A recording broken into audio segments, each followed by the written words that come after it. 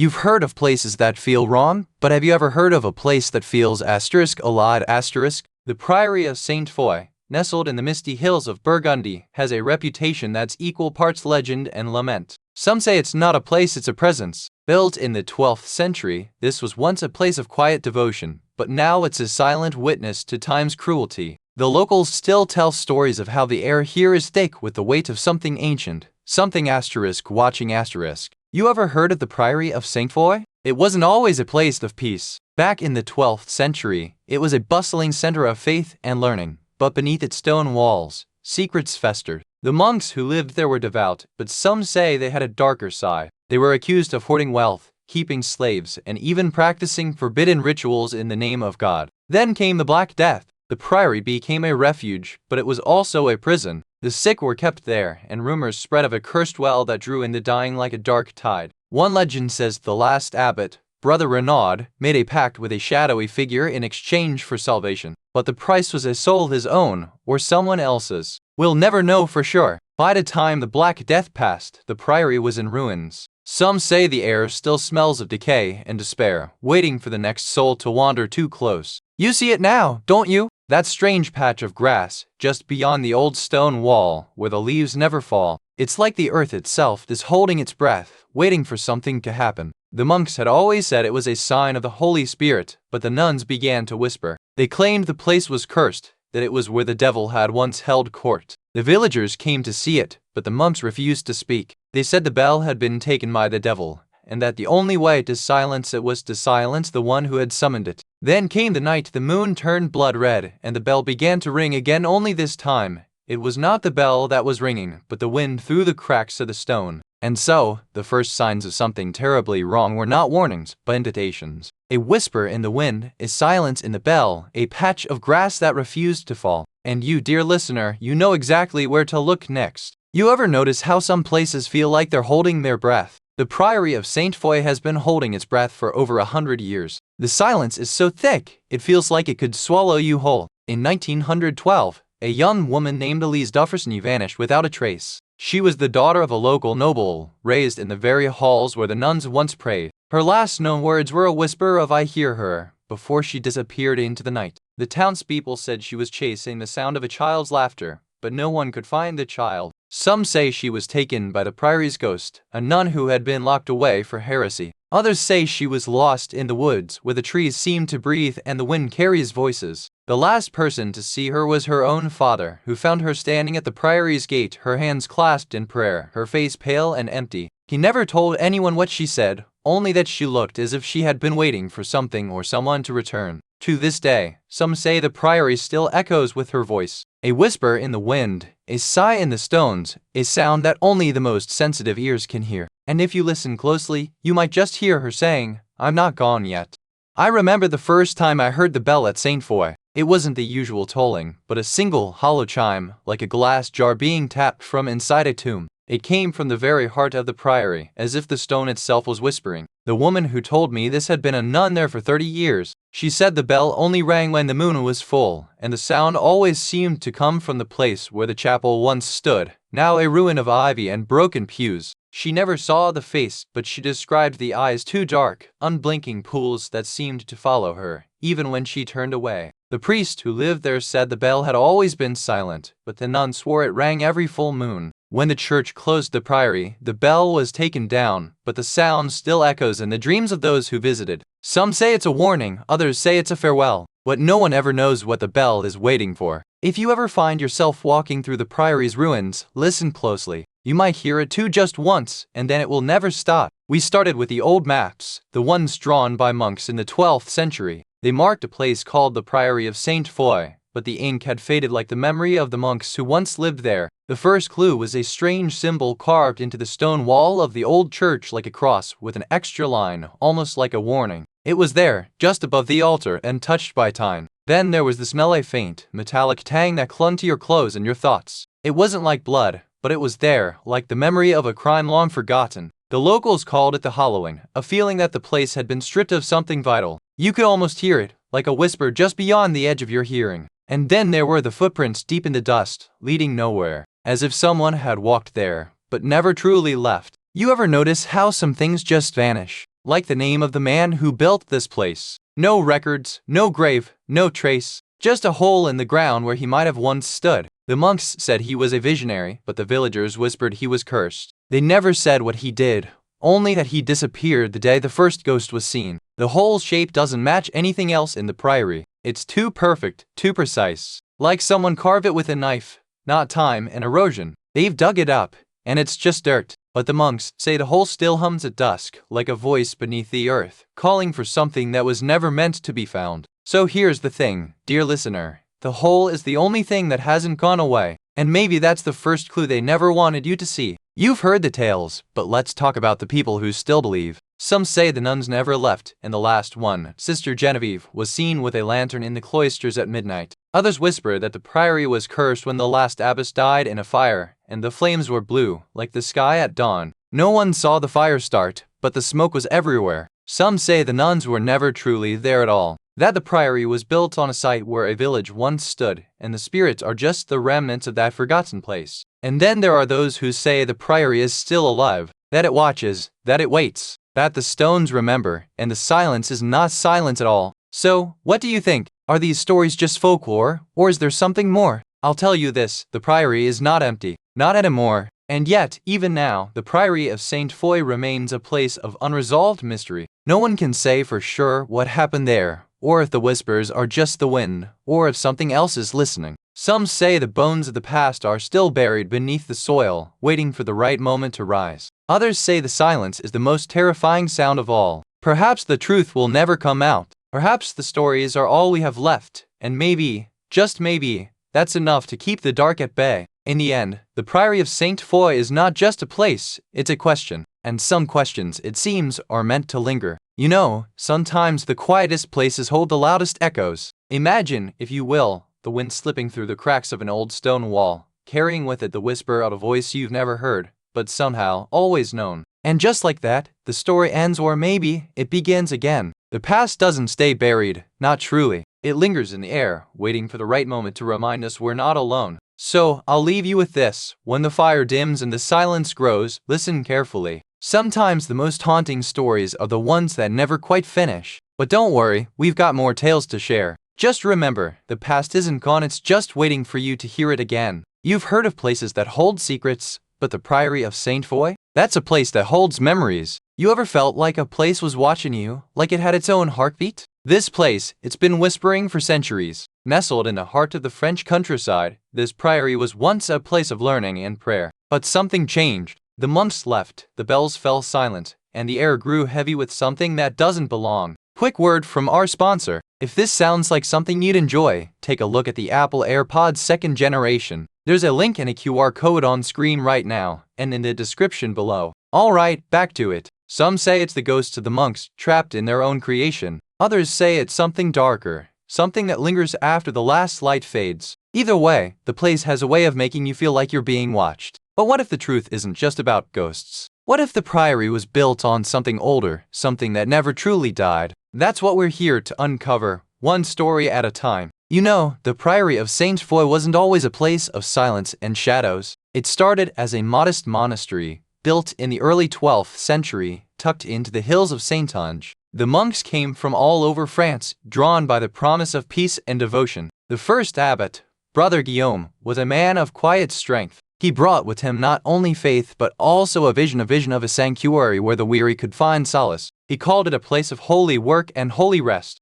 There was a legend that the priory was built on the site of an ancient pagan temple. Some say the stones still whisper the old names, and that the monks' prayers could not silence the voices of those who came before. By the late 13th century, the priory had grown in size and influence. It became a center of learning, art, and devotion. But with growth came tension, and the seeds of discord were sown in the quietest corners of the cloister. The monks believed that the priory's purpose was to heal, not to harm. But in the hearts of some, even the purest intentions could turn to something darker. And so, the story of the priory began to change, slowly, like the turning of the seasons. You remember the first time you noticed the air had gone still, like the world had forgotten to breathe. It was in the library, where the dust clung to the shelves like old secrets. The clock on the wall ticked slower than it should, and the pages of the books seemed to flutter without wind. It was as if the walls themselves were listening. You turned around, and for a moment, you thought you saw something in the corner of your eyes, something that wasn't there before. A flicker of movement,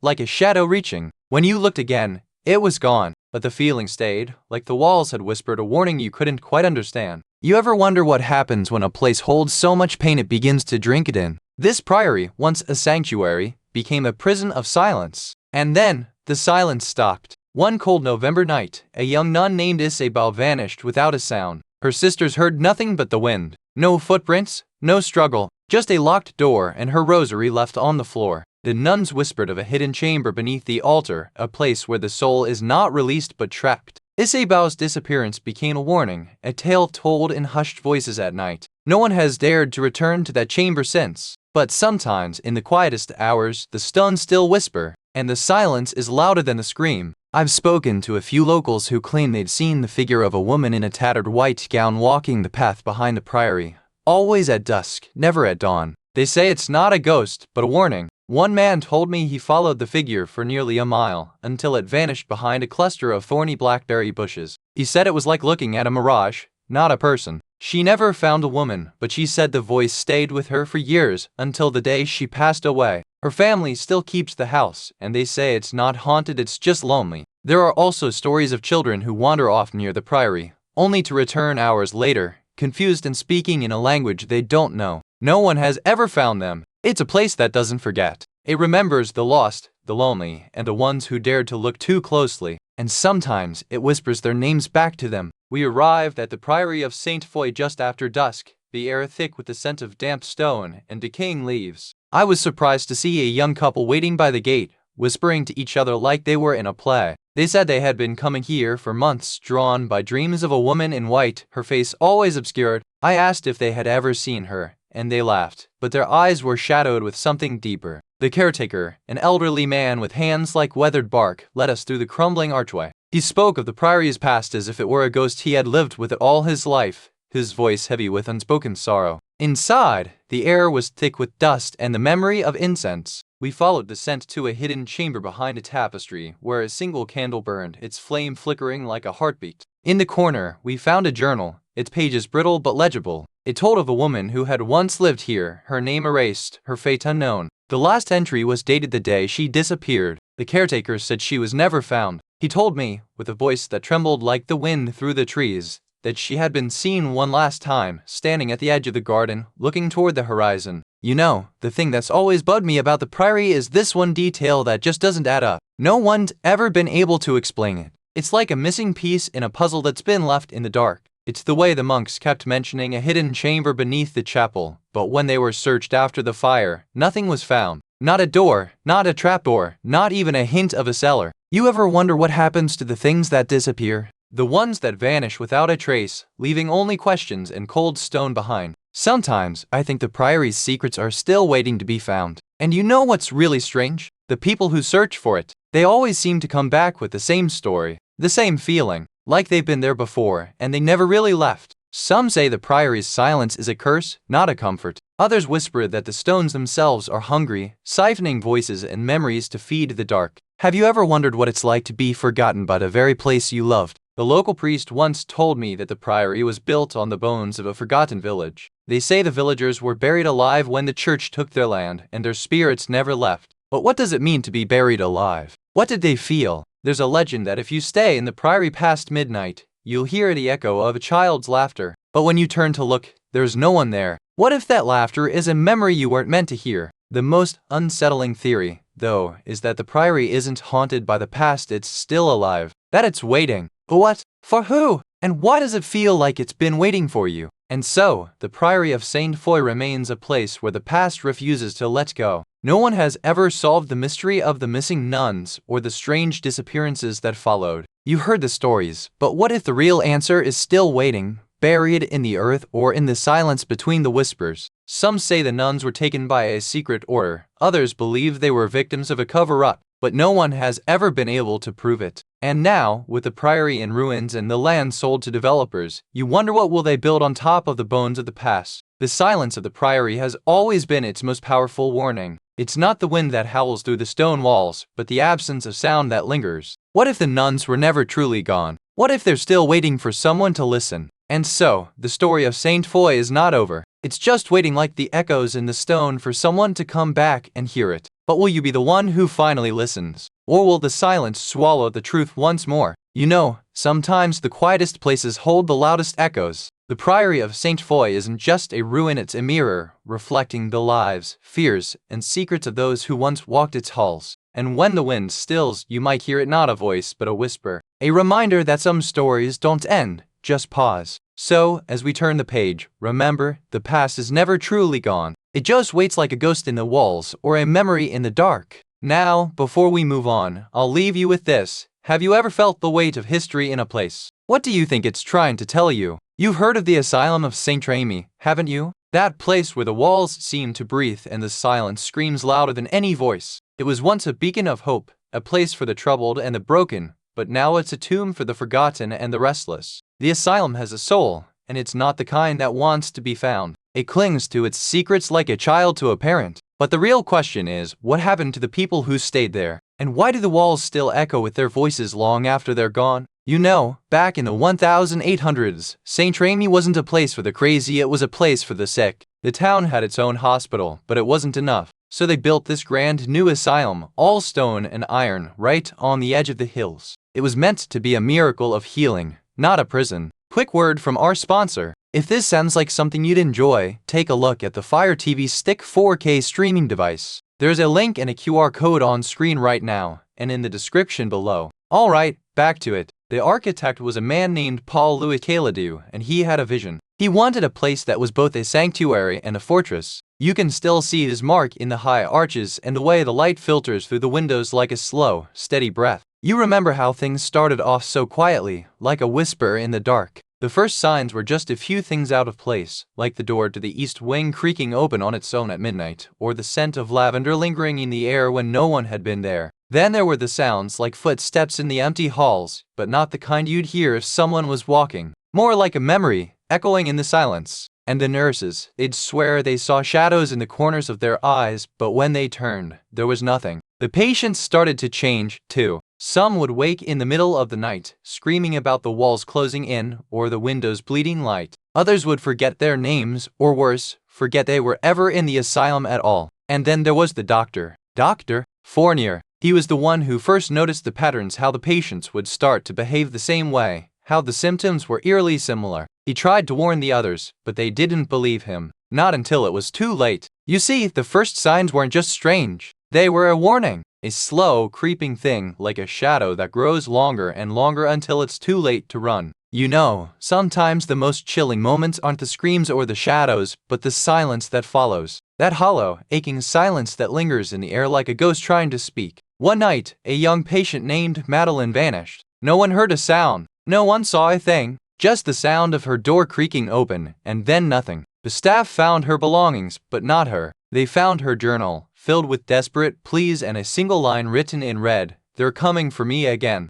No one ever found her. Not the doctors, not the nurses, not even the ghosts. Just a door, left ajar, and the sound of her voice echoing through the halls, whispering her name. And to this day, when the wind howls through the broken windows, some say they can hear her voice, calling for help, calling for someone to remember her. I remember the night I saw her standing in the doorway, just outside the chapel. She was dressed in a white gown, her hair like moonlight, and her eyes held the weight of centuries. The nurses told me she was just a patient, but I saw her with my own eyes. She didn't move, didn't speak, just stared at me like she knew everything I had done. I asked the new staff if they had seen her, but they all said no. Yet, when I returned to the chapel the next night, she was there again, waiting for me. She never spoke, but her presence was enough to make me question everything. Was I imagining her, or had the asylum finally found a way to haunt me back? To this day, I don't know if she was real or a trick of the mind. But I do know this, the asylum doesn't forget, and it doesn't forgive. We started with the old records, you know, the dusty ledgers and yellowed letters tucked away in the archives. The first thing we found was a name Marie Lefebvre marked as missing in 1941 with no real explanation. The police report was vague, just a line about a woman who vanished without a trace.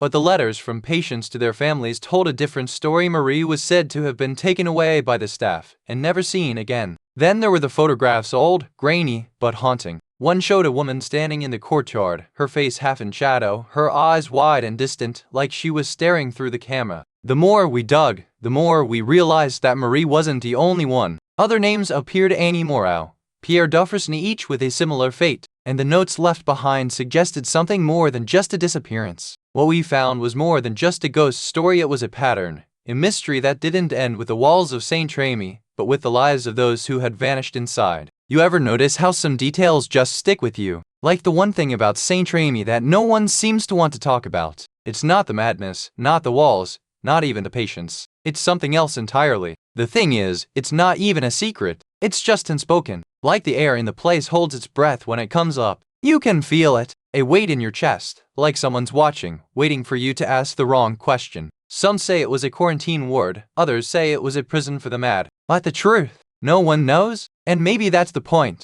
Maybe the asylum isn't just haunted by ghosts, it's haunted by what it chose to forget. So here's the thing. If you ever find yourself standing in that courtyard, just listen. Because sometimes the silence is louder than the truth. And sometimes the truth is too heavy to carry. You've heard the stories, but have you ever wondered what the locals really think? Some say the ghosts are just the patients who never left, trapped in the echoes of their own despair. Others claim the asylum was cursed by a nun who tried to exorcise a demon, only to summon it back with her own blood. The place is said to hum with sorrow, like a lullaby gone wrong. Some say the nurses still walk the halls at night, whispering in a language no one understands, and the walls are alive with the sound of distant, weeping voices. And then there are the children. They say the asylum still has a way of drawing them in, with promises of candy and a warm bed, only to leave them there, lost and alone. The truth, they say, is buried beneath the rubble, but the stories, they're still here, waiting to be told, whispering in the wind, in the silence, in the dark. You've heard the whispers of Sainte-Foy, but what about the voices that never left? The ones that still echo through the stone corridors, unanswered, unclaimed. You think you solved the mystery? You haven't even begun to understand. Some say the walls hold the memories of the patients who never left. Others say the asylum is still waiting for the ones who disappeared without a trace. But who are they? And why do they still haunt this place? The files were sealed, the records erased. But the truth, it's still buried in the silence between the stones. You think you know what happened? Maybe you don't. Maybe the real mystery is still waiting for someone brave enough to listen. There are no easy answers here, no tidy endings. Just echoes, and a weight of a past that refuses to be forgotten. You think you've come to understand Sainte-Foy? You've only just begun to hear its story. You've heard the whispers of Sainte-Foy, but have you ever wondered what the walls remember when the patients are gone? Maybe the stones still hold the shape of a hand pressed against them. I sometimes think the true horror of an asylum isn't the screams, but the silence that follows, like the air itself holding its breath, waiting for something to break. And as you leave the story behind, I leave you with this: sometimes the most haunted places are those that never truly let go. So, as the night wraps around us, I wonder what stories are still waiting to be told in the places we've forgotten. And remember, dear listener, sometimes the ghosts are not in the walls, but in silence between the words. You ever heard of a place where the silence screams louder than any sound? That's Sainte-Foy, a priory nestled deep in the French countryside, where time seems to have forgotten the world outside its stone walls. It's not just the architecture that gives it a haunted feel, it's the stories. People say the air here is heavy with the weight of centuries, and that the stones themselves seem to remember what happened inside. Now, you might think, that's just old stories, but I've seen the evidence. The locals still talk about the cold spots, the whispers in the night, and the way the wind seems to carry voices from the past. And that's why we're here, to uncover the truth behind the legend, to step into the silence and see if the silence really is screaming. The Priory of Sainte-Foy was founded in the 12th century by a French knight named Guillaume de Montreuil. He was a man of faith, but also of ambition, and he built this place not just for God, but for power. The priory was meant to be a place of learning and prayer, but it quickly became a center for the church's darker dealings. Monks, scholars, and even nobles came here, drawn by promises of wealth and protection. Under Alain's rule, the priory became a place of secrets. Some say he conducted unsanctioned rituals to strengthen the church's influence. Others claim he was simply trying to protect the land from the evil that lurked beneath it. By the time the Reformation came, the priory had become more than a place of worship. It was a place of fear. The monks fled, the land was taken, and the priory fell into ruin. But the echoes of its past still linger in the stone. Quick word from our sponsor. If this sounds like something to enjoy, take a look at the Amazon Echo Dot smart speaker. There's a link and a QR code on screen right now, and in the description below. Alright, back to it. And so, the Priory of Sainte-Foy was left to the silence of time, a place where the air feels heavy and the walls seem to whisper to those who listen closely enough. You remember the first time you noticed the air had gone still, like the wind had forgotten its name. It was early autumn, and the leaves were just beginning to turn. The villagers said it was the season, that the woods grew quieter with the turning of the year. But something about the stillness felt like a warning, like the earth was holding its breath. One morning, you found the gate to the priory slightly ajar, as if it had been pushed open from the inside. The hinges were rusted, but the door had not been forced. You told yourself it was just the wind, or maybe the season, but the feeling lingered, like a whisper at the back of your mind, reminding you that some things don't belong in the world of the living. You see it now, the moment frozen in time, a young woman, no older than 20, standing at the edge of the cloister, her back to the cold stone walls. She clutches a small, crumpled letter to her chest, her eyes wide with something that isn't fear, but something deeper, something ancient. The letter is written in a shaky hand, the ink smudged, the words barely legible. It speaks of a promise made in a moment of desperation, a vow to return, but never to come back again. The last record of her name was in the monastery's archives, a single entry in a dusty ledger. Her name was erased after she disappeared. Some say she was a runaway, others say she was a priestess, and still others say she was never there at all. What's left is only the silence of the cloister, the echo of her footsteps, and the unspoken truth that she never left. She was there, and she still is, waiting for someone to ask the right question. I remembered the way the wind howled through the archways like a lost child. One of the caretakers, an old man named Henry, swore he saw a figure in the cloisters dressed in the color of rusted iron watching him from the shadows. He said it didn't move, just stood there, eyes like two smoldering coals, until he turned and ran without looking back. Henry never spoke of it again, not even to his wife. Then there was the night the power went out. The whole place plunged into darkness, and the only sound was the echo of footsteps. No one was there, but the footsteps were loud, like they were right behind us. One woman said she saw a hand, pale and clawed, reaching through the stained glass window. It was a cold hand, and it stayed there, even after the glass was broken. And the caretaker who left the most chilling testimony. He said the walls were breathing. You could hear it, like a slow, deep sigh, every hour on the hour, like the place was alive and waiting. We began the investigation with a simple enough task, gathering the records of the old priory. But what we found in the archives was more than a collection of dusty documents. It was a tapestry of secrets, stitched with the names of those who vanished without a trace. One name kept coming up again and again, Sister Isabel. She was the last prioress, and she vanished in 1598, just months after the priory was abandoned. No records of her death, only a letter written in her own hand, begging for help. One night, we set up a hidden camera near the path. What we captured was not a ghost, but something else entirely, a figure that moved with unnatural grace, almost like it was made of smoke and memory. The deeper we dug, the more we realized this place was more than just haunted. It was a repository of sorrow, a place where time itself seemed to hold its breath. Every wall, every stone was a whisper from the past waiting to be heard. And so, we left with more questions than answers. The priory wasn't just a place of the dead, it was a mirror, reflecting the pain of those who had lived and died there. We didn't find the truth, but we found a story that still has a voice. You've heard the stories, but there's one thing that's always left you wondering: what exactly happened to the child? No one ever said, and no one ever will. The records say she vanished in the night, but the monks never found her body. It's like she was never there at all. It's like the child was never meant to be found. Like she was never meant to be here at all. And that's the one thing that's never been explained. What became of her, and why was she never meant to be found? You know, the locals still whisper that the nuns never left the priory. Some say they were cursed by the devil, others that they were witches. But I think the truth is even darker. The old farmers say that if you listen closely, you can hear their voices in the wind, singing a lullaby in a language no one understands. It's said to be the last thing they ever sang before the fire. There's a theory that the fire wasn't an accident, but a cover-up. Some say the nuns were hiding something, perhaps a secret that could have brought down the entire monastery. Others believe the fire was a punishment, that the nuns had made a pact with the devil, and when the time came, they were taken in a blaze of divine retribution. Whatever the truth, the air here is heavy, like the weight of 1,000 unspoken secrets. And if you're ever lost, just listen for the lullaby. It might lead you home or it might not. You've heard the whispers of the priory, but what about the silence that follows? No bodies, no graves, just the echoes of a love that refused to die. The last letter was found in the library, written in a trembling hand. He promised me the world, but he only gave me his heart. No signature, no date, just a name, Leon. To this day, the cloister remains sealed. The archivists refuse to open the records. And the last letter? It's still there, waiting for someone to read it and maybe to answer it. So, what do you think? Did he fall in love, or was it love that fell for him?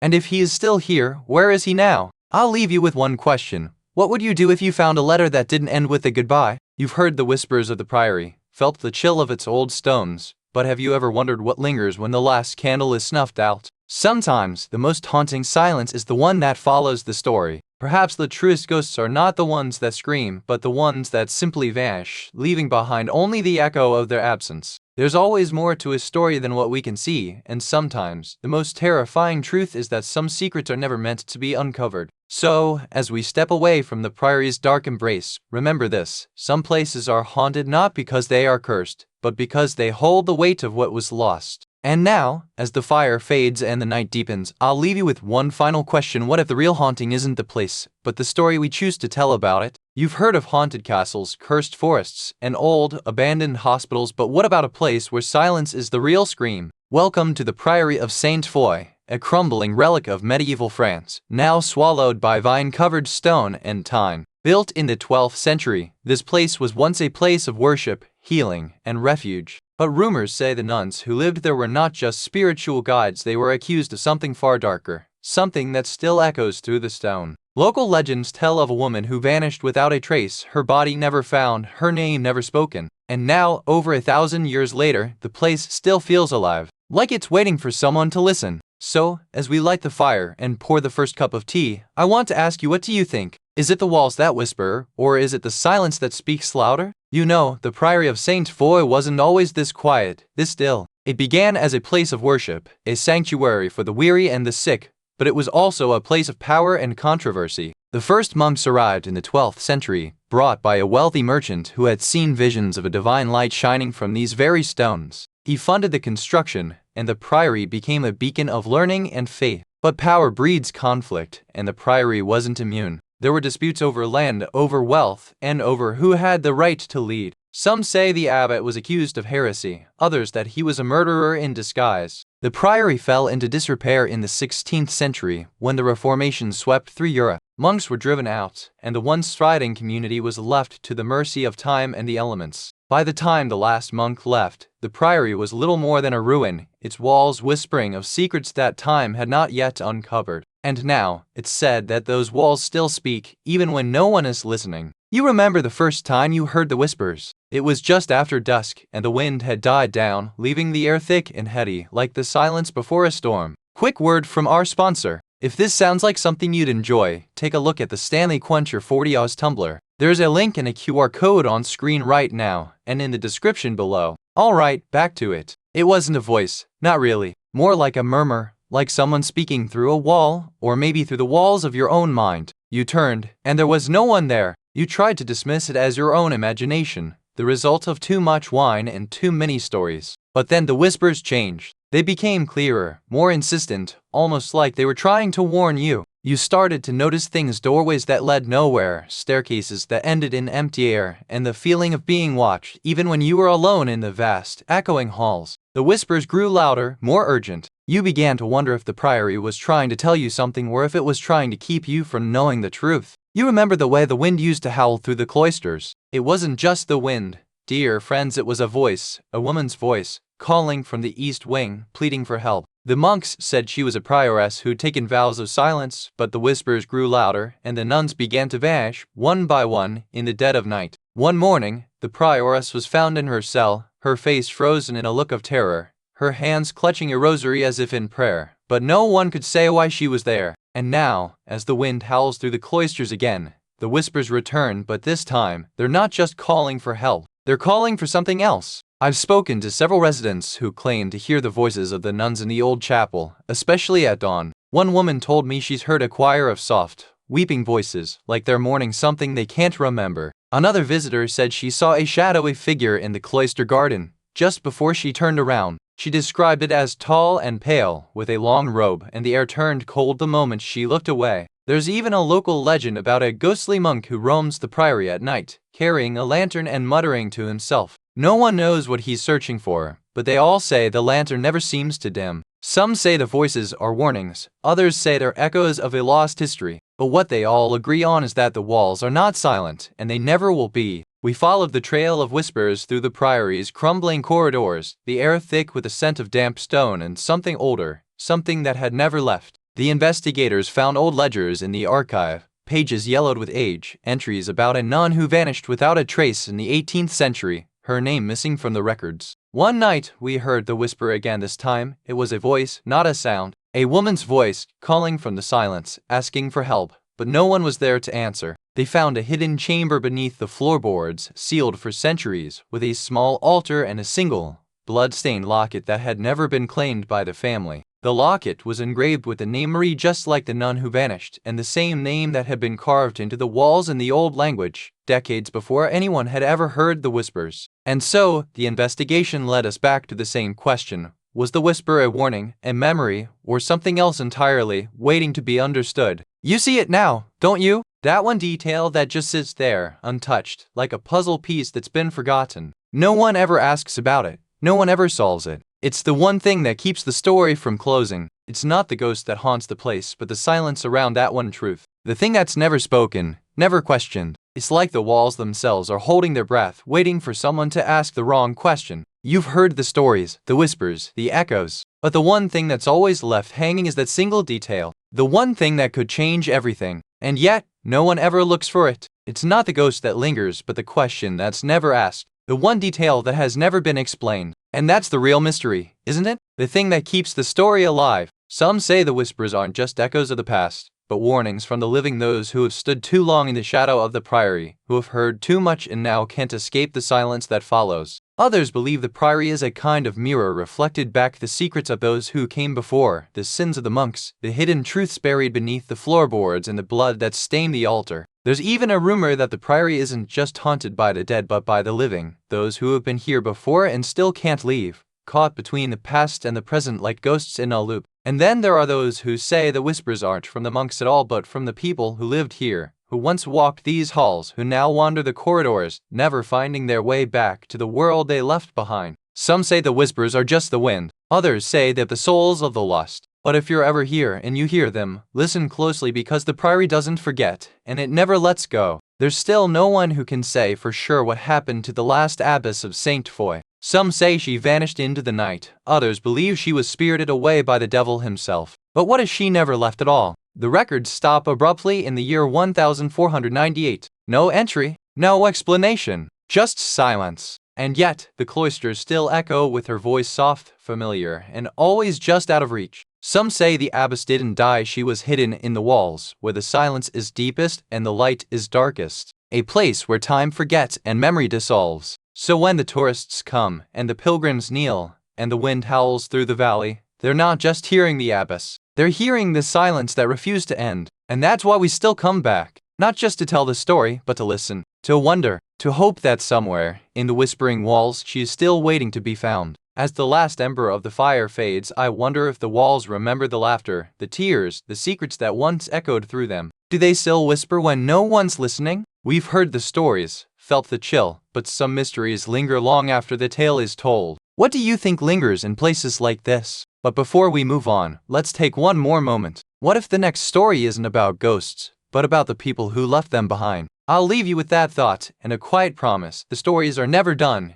and neither are the whispers. You've heard of the Stanley Hotel, hadn't you? That grand old place in Colorado where the mountains whisper secrets and the wind carries echoes of a long-ago tragedy. It's more than just a hotel, it's a story waiting to be told. Built in 1909, this wasn't just any hotel. It was a dream in stone and steel, designed for the wealthy, the famous, and those who sought a place of rest far from the world. But even dreams can turn dark. It was here, in this very room, that the first whispers of something unnatural began. A man named Stanley, the hotel's original owner, died in a tragic accident, and the rumors started. He was found dead in his own room, and no one could explain how. As the years passed, the hotel changed hands, and so did its reputation. Guests began to report strange things: cold spots, whispers in the halls, and a sense of being watched. But no one dared to say it out loud. And then came the most famous of all, the writer who stayed there. He claimed to hear the voice of Stanley, and his story became legend. But was it real, or just the mind of a man seeking something he couldn't explain? So, what do you think? Was Stanley's spirit truly there, or was it just the weight of history pressing down on those who dared to stay? Let's find out. You know, the Stanley Hotel wasn't always a place of ghosts. Back in 1879, it was just a humble little inn,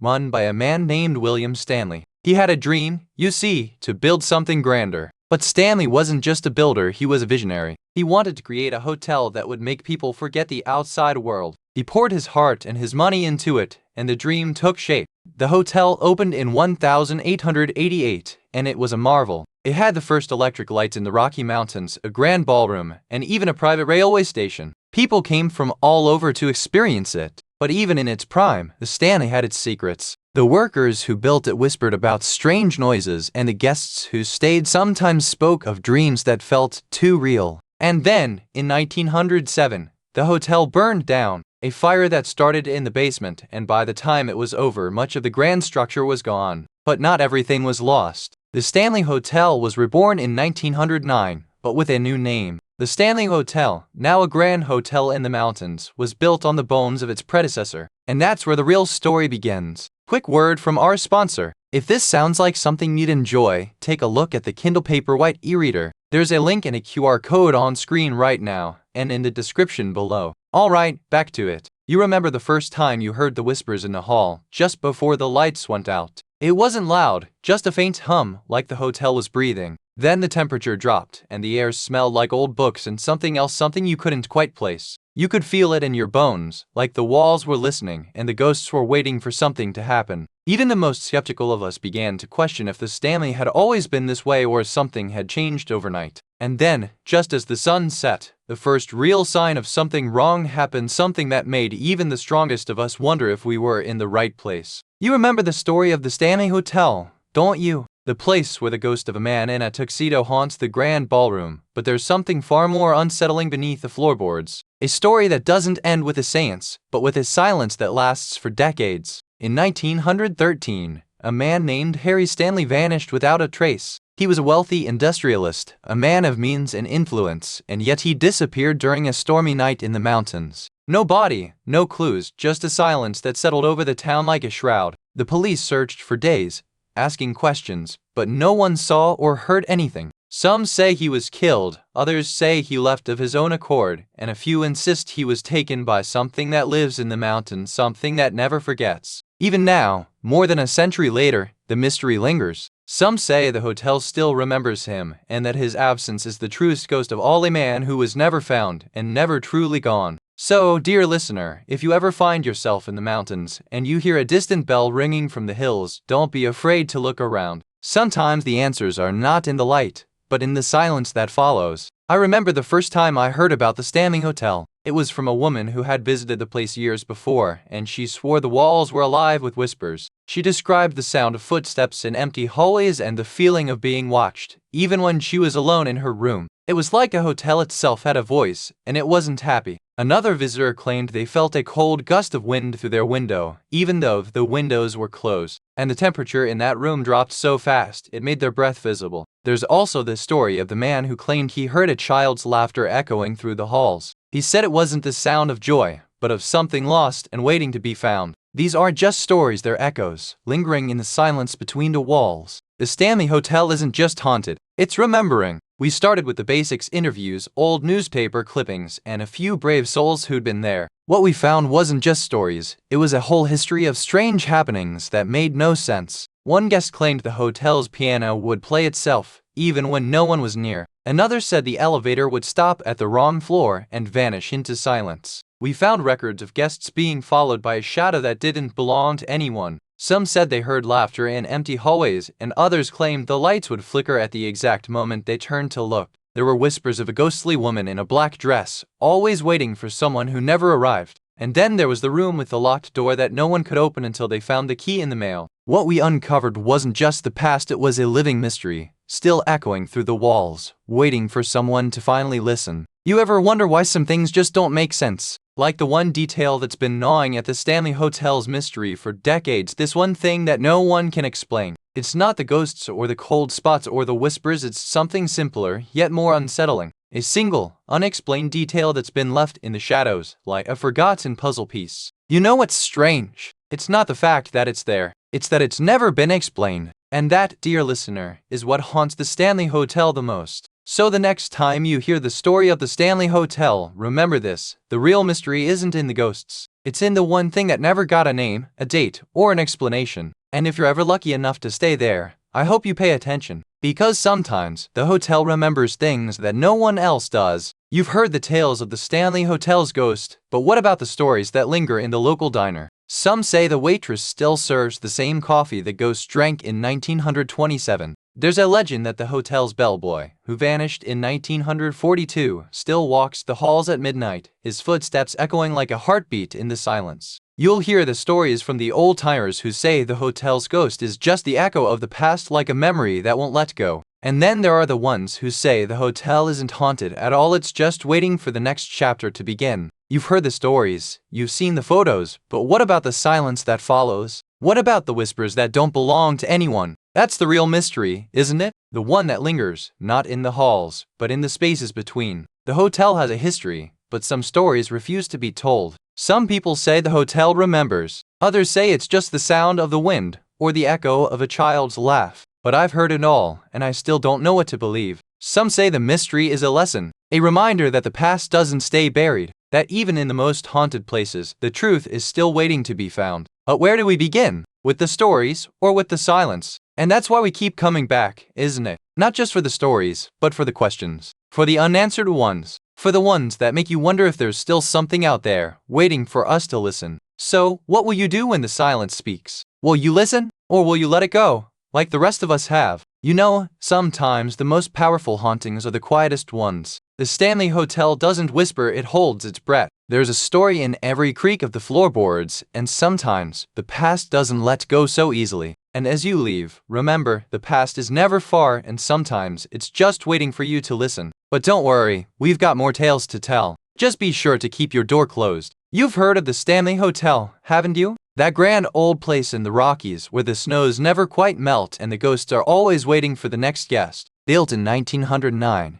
It was the dream of a man who wanted to make a mountain paradise for the wealthy, only to find that the mountains had their own kind of guests. Some say the hotel is cursed, others say it's just too beautiful to be real. But the stories, the ones that don't make it into the guidebooks, say that the Stanley Hotel is always full. And that's where the real mystery begins. Who are the unseen guests? And why do they never leave? The Stanley Hotel was built in 1909 by a man named Henry Stanley, a wealthy railroad tycoon with a flair for the dramatic. He envisioned a place that would be both a retreat and a symbol of his success, a kind of castle in the Rockies. He hired the architect, Henry S. Haskett, to design a hotel that would impress the elite and make the mountains seem less daunting. The result was a sprawling, Gothic revival structure that looked more like a fairy tale than a place to stay. The hotel opened with great fanfare, and the first guests were treated to a feast fit for royalty, complete with live music and a grand welcome. But not everyone was welcomed with open arms. Some guests found the place more welcoming than they'd expected. The hotel's early years were marked by both grandeur and whispers of unease. Some said the ghosts of the builders still roamed the halls, while others believed the hotel itself was cursed by the very ambition that brought it to life.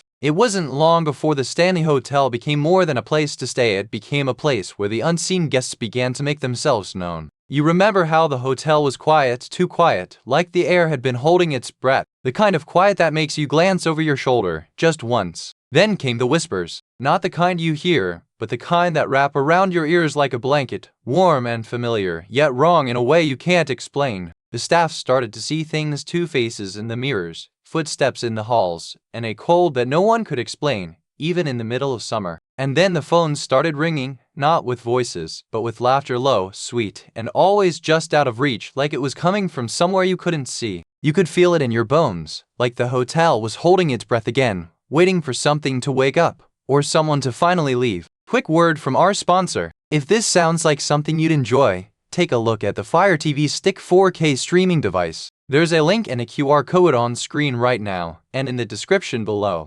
Alright, back to it. You know, the Stanley Hotel isn't just famous for its ghosts. It's also where one of the most chilling disappearances in American history began. A man vanished without a trace, leaving behind only a suitcase and a note that read, "I'm going to find the truth."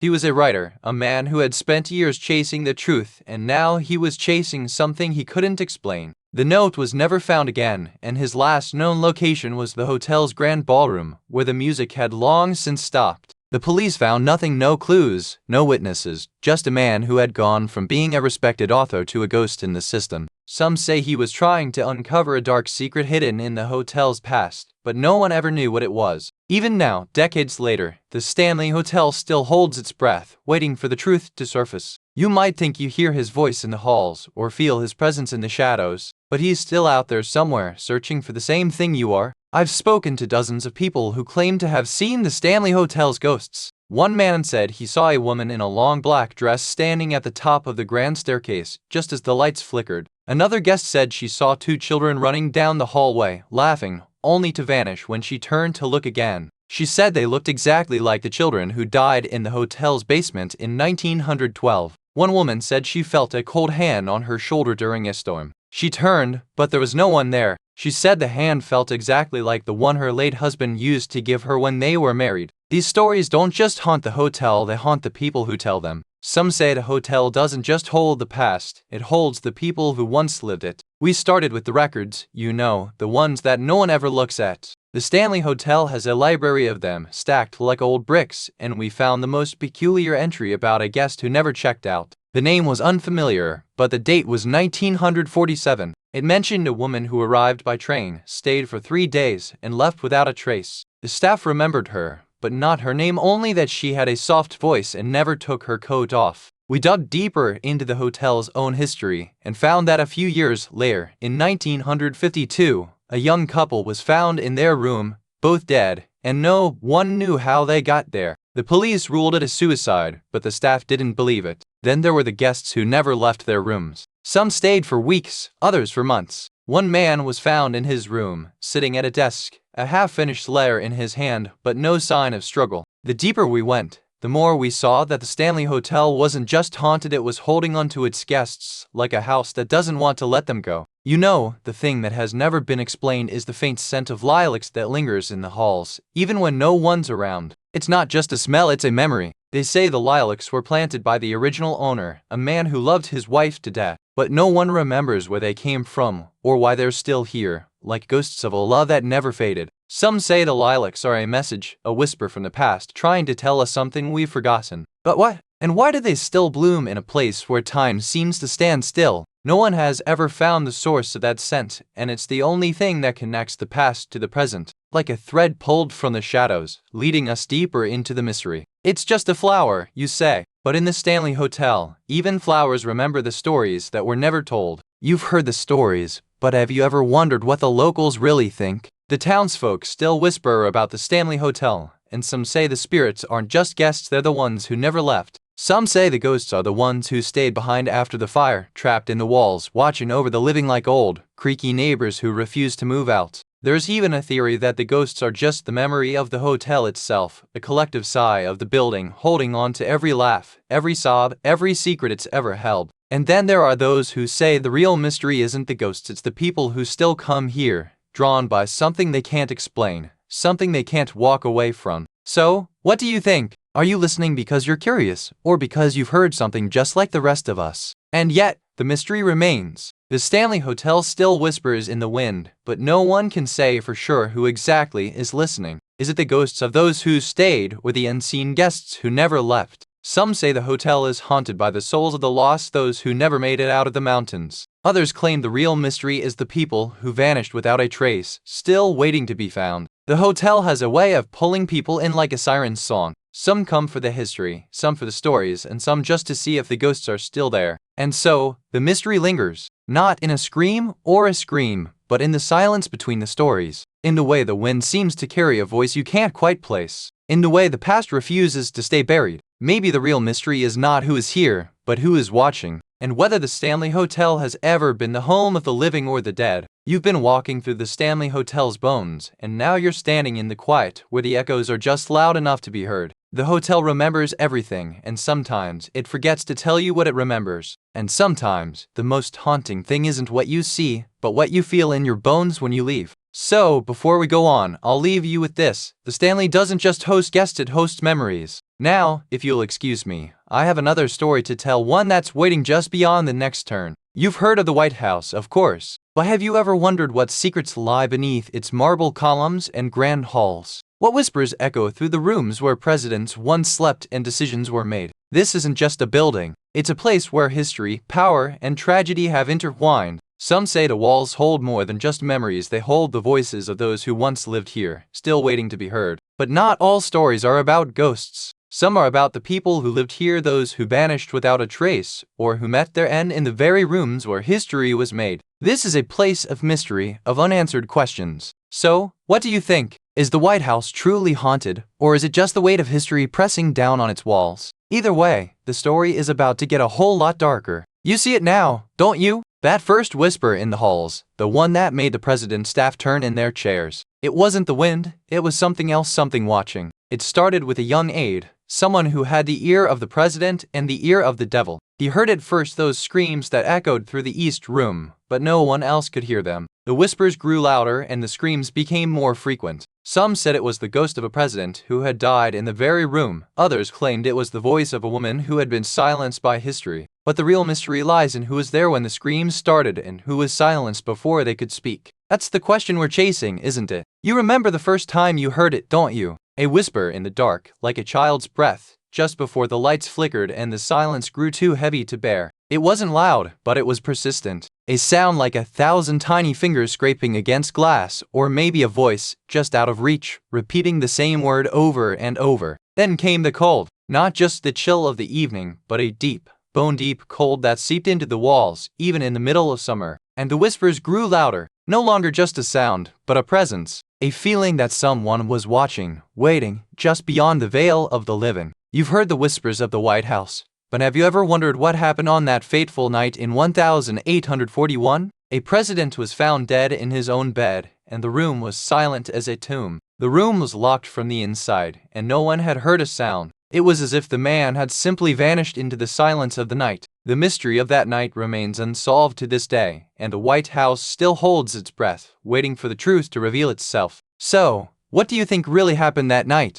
Was it a secret tragedy, or something more otherworldly? I've spoken with a few elderly residents from the 1950s who claim the White House echoes with whispers at night. They say the walls are heavy with the weight of time, and the air feels like it's holding its breath. One man told me he heard the sound of a child's laughter coming from the East Room long after the last guest had left. He said it was like someone was playing a record, but the laughter never stopped. Quick word from our sponsor. If this sounds like something to enjoy, take a look at the Amazon Echo Dub Death to the smart speaker. There's a link and a QR code on screen right now, and in the description below. Alright, back to it. A former White House staff member claimed that during the night, the halls would feel colder than the rest of the building, and the shadows would move on their own, as if something was watching. There's also the story of the screaming lady, a woman who was said to be heard in the corridors at 3 a.m., her voice rising and falling like a siren, always alone, always searching for something. Some say she was a former servant, others claim she was a lost soul, but no one can say for sure.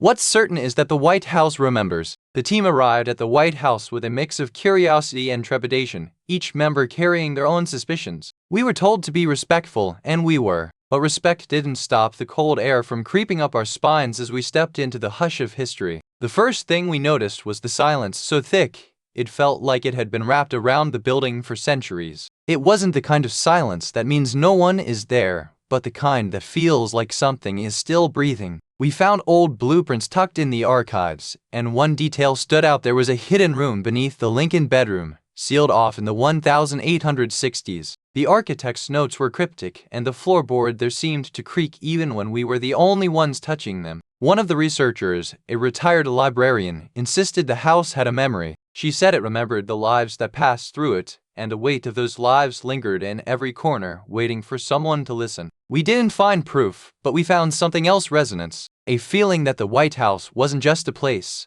but a presence, watching, waiting, and whispering just beyond the reach of our ears. You know, the thing that haunts me most about the White House isn't the ghosts or the whispers. It's the one detail that has never been explained. You ever think about that? It's not the screams or the cold spots. It's the silence after the scream. The way the air holds its breath, like the world is waiting for something to happen. They say the White House has its secrets. But this one, it's the one that doesn't fit. Like a puzzle piece that's just missing. And you know what's really strange? No one ever talks about it. It's like the story is being kept quiet, not for fear, but for something else entirely. Maybe that's the real mystery. Not who's there, but who's not. And why we're all still wondering. You've heard the stories, but what do the locals really say? Some claim the shadows aren't just shadows, they're memories, clinging to the walls like old ghosts. A few folks swear they've seen the First Lady's portraits flicker when no one's looking, like they're watching something the living can't see. And then there are the whispers about the West Wing. Some say it's haunted by a president's unfinished work, or maybe by the weight of history itself. These aren't just stories, they're part of the house's soul,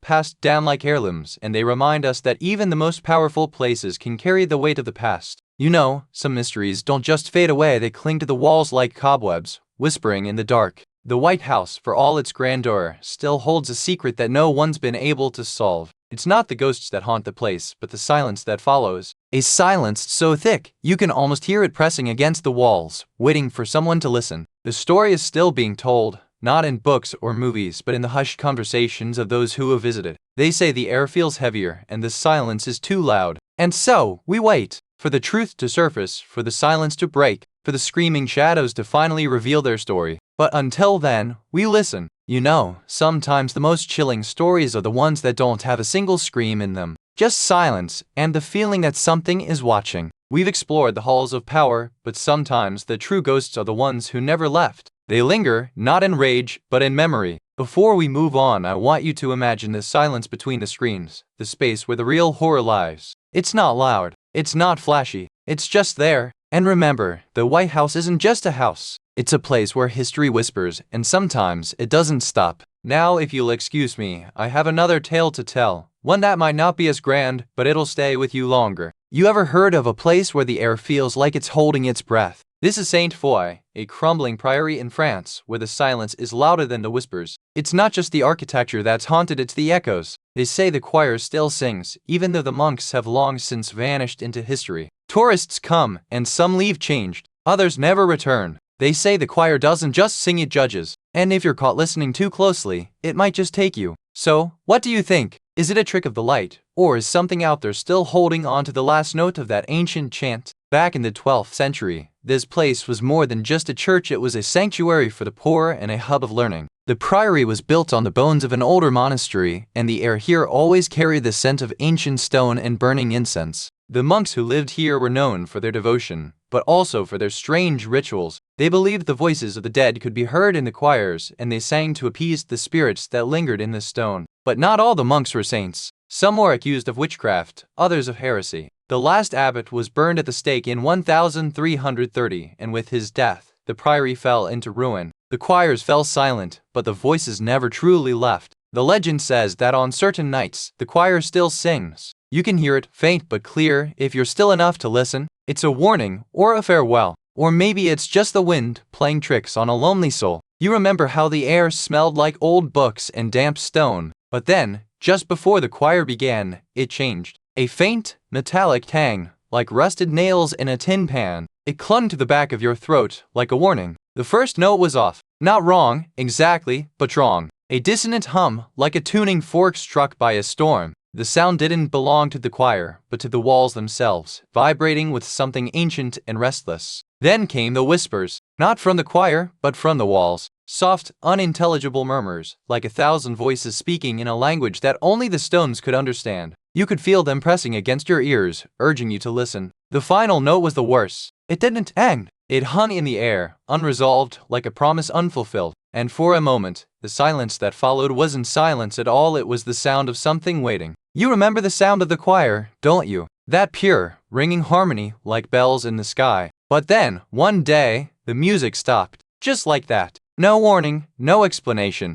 The last performance was on a Tuesday, the 14th. The boys were all there, singing their hearts out. Then, the conductor stepped forward, raised his hands, and the music faded into silence. No one moved, no one spoke. The next morning, the choir boys were never found. Their beds were still made, their clothes neatly folded. But their voices? They were gone. The silence they left behind was louder than any sound. The church was sealed off. No one was allowed inside. But the music still comes through the walls, sometimes at night when the wind howls through the cracks. A sound like a choir, but not one you'd ever want to hear again. I spoke to a retired teacher from Lyon who told me about the night her daughter vanished near the priory's old cloister. She said the air felt like it was holding its breath, and the stones seemed to hum with a voice she couldn't place. She described a choir of voices, not singing, but murmuring in a language that felt like it was whispering directly into her ears. It was neither French nor Latin, but something older, something that had no name. Another witness, a former monk, said he heard the same voices during a storm, but they were not of the dead. He believed they were echoes of the living, trapped by something beyond time,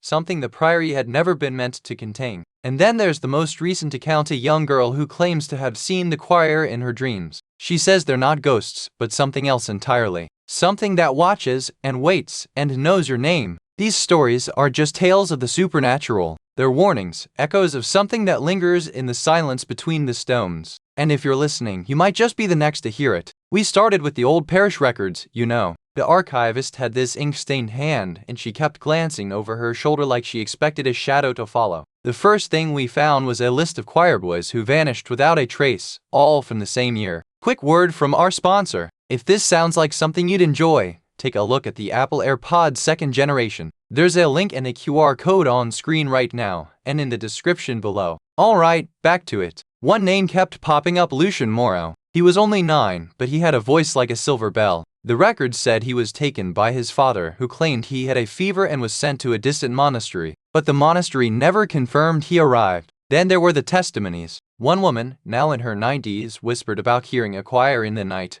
but it wasn't singing, it was crying. She said the voices got louder until they filled the whole house, and then they just stopped. We found a hidden room beneath the chapel, sealed with a rusted iron door. Inside, the air was thick with the scent of old incense and something else, something sweet and wrong. There were no bodies, but there were dozens of tiny, folded paper cranes, each with a name written in a child's hand. The final clue came from a forgotten diary. The author was a nun who had lived through the disappearances. She wrote about a secret ritual, a way to silence the voices. But she also wrote about a boy who never left, who stayed behind to keep them from being heard. You know, the most unsettling thing about this place isn't the whispers or the cold, it's the one detail that has never been explained. The one thing they all agree on, yet no one can say for sure. Every witness, every priest, every town elder says the same thing: the choir was never complete. But no one can say which voice was missing or why. It's like a puzzle missing its final piece. Some say it was a boy, others a girl. Some say the voice was stolen, others that it was taken by the devil.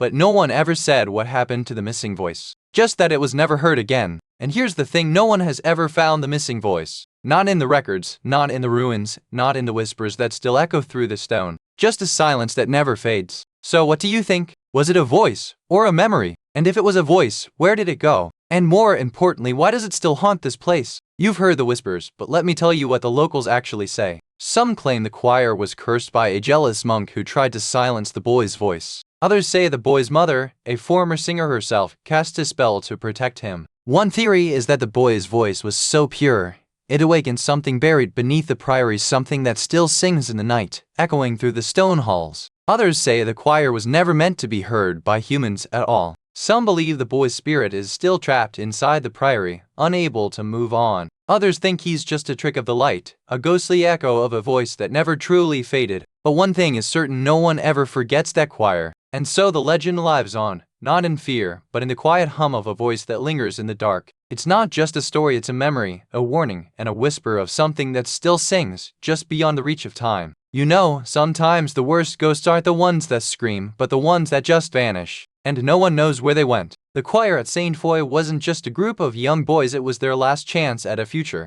And then silence. There's a quiet dignity in that. To be taken, to be gone, and to leave behind only a whisper in the wind. We may never know the truth, but that's the thing about ghosts, they don't need to be solved. They just need to be remembered. You know, sometimes the scariest stories aren't the ones that scream, but the ones that whisper. Like the echo of a choir that never stops singing, even when the world has moved on. And sometimes, the most haunted places are the ones that seem the least likely to be haunted. A quiet priory, a forgotten choir, a song that lingers in the air long after the last note has faded. Now, before we move on, I wonder, what song do you hear in your head right now? A familiar one, or something new? Sometimes, the music we remember is the music we're still waiting to hear. And remember, dear listener, the stories we tell aren't just about the past. They're about us too. So keep listening, keep wondering, and maybe, just maybe, you'll hear something back. You've heard of the Seine, the Eiffel Tower, the Louvre. But what about the catacombs beneath Paris? A city of love and light,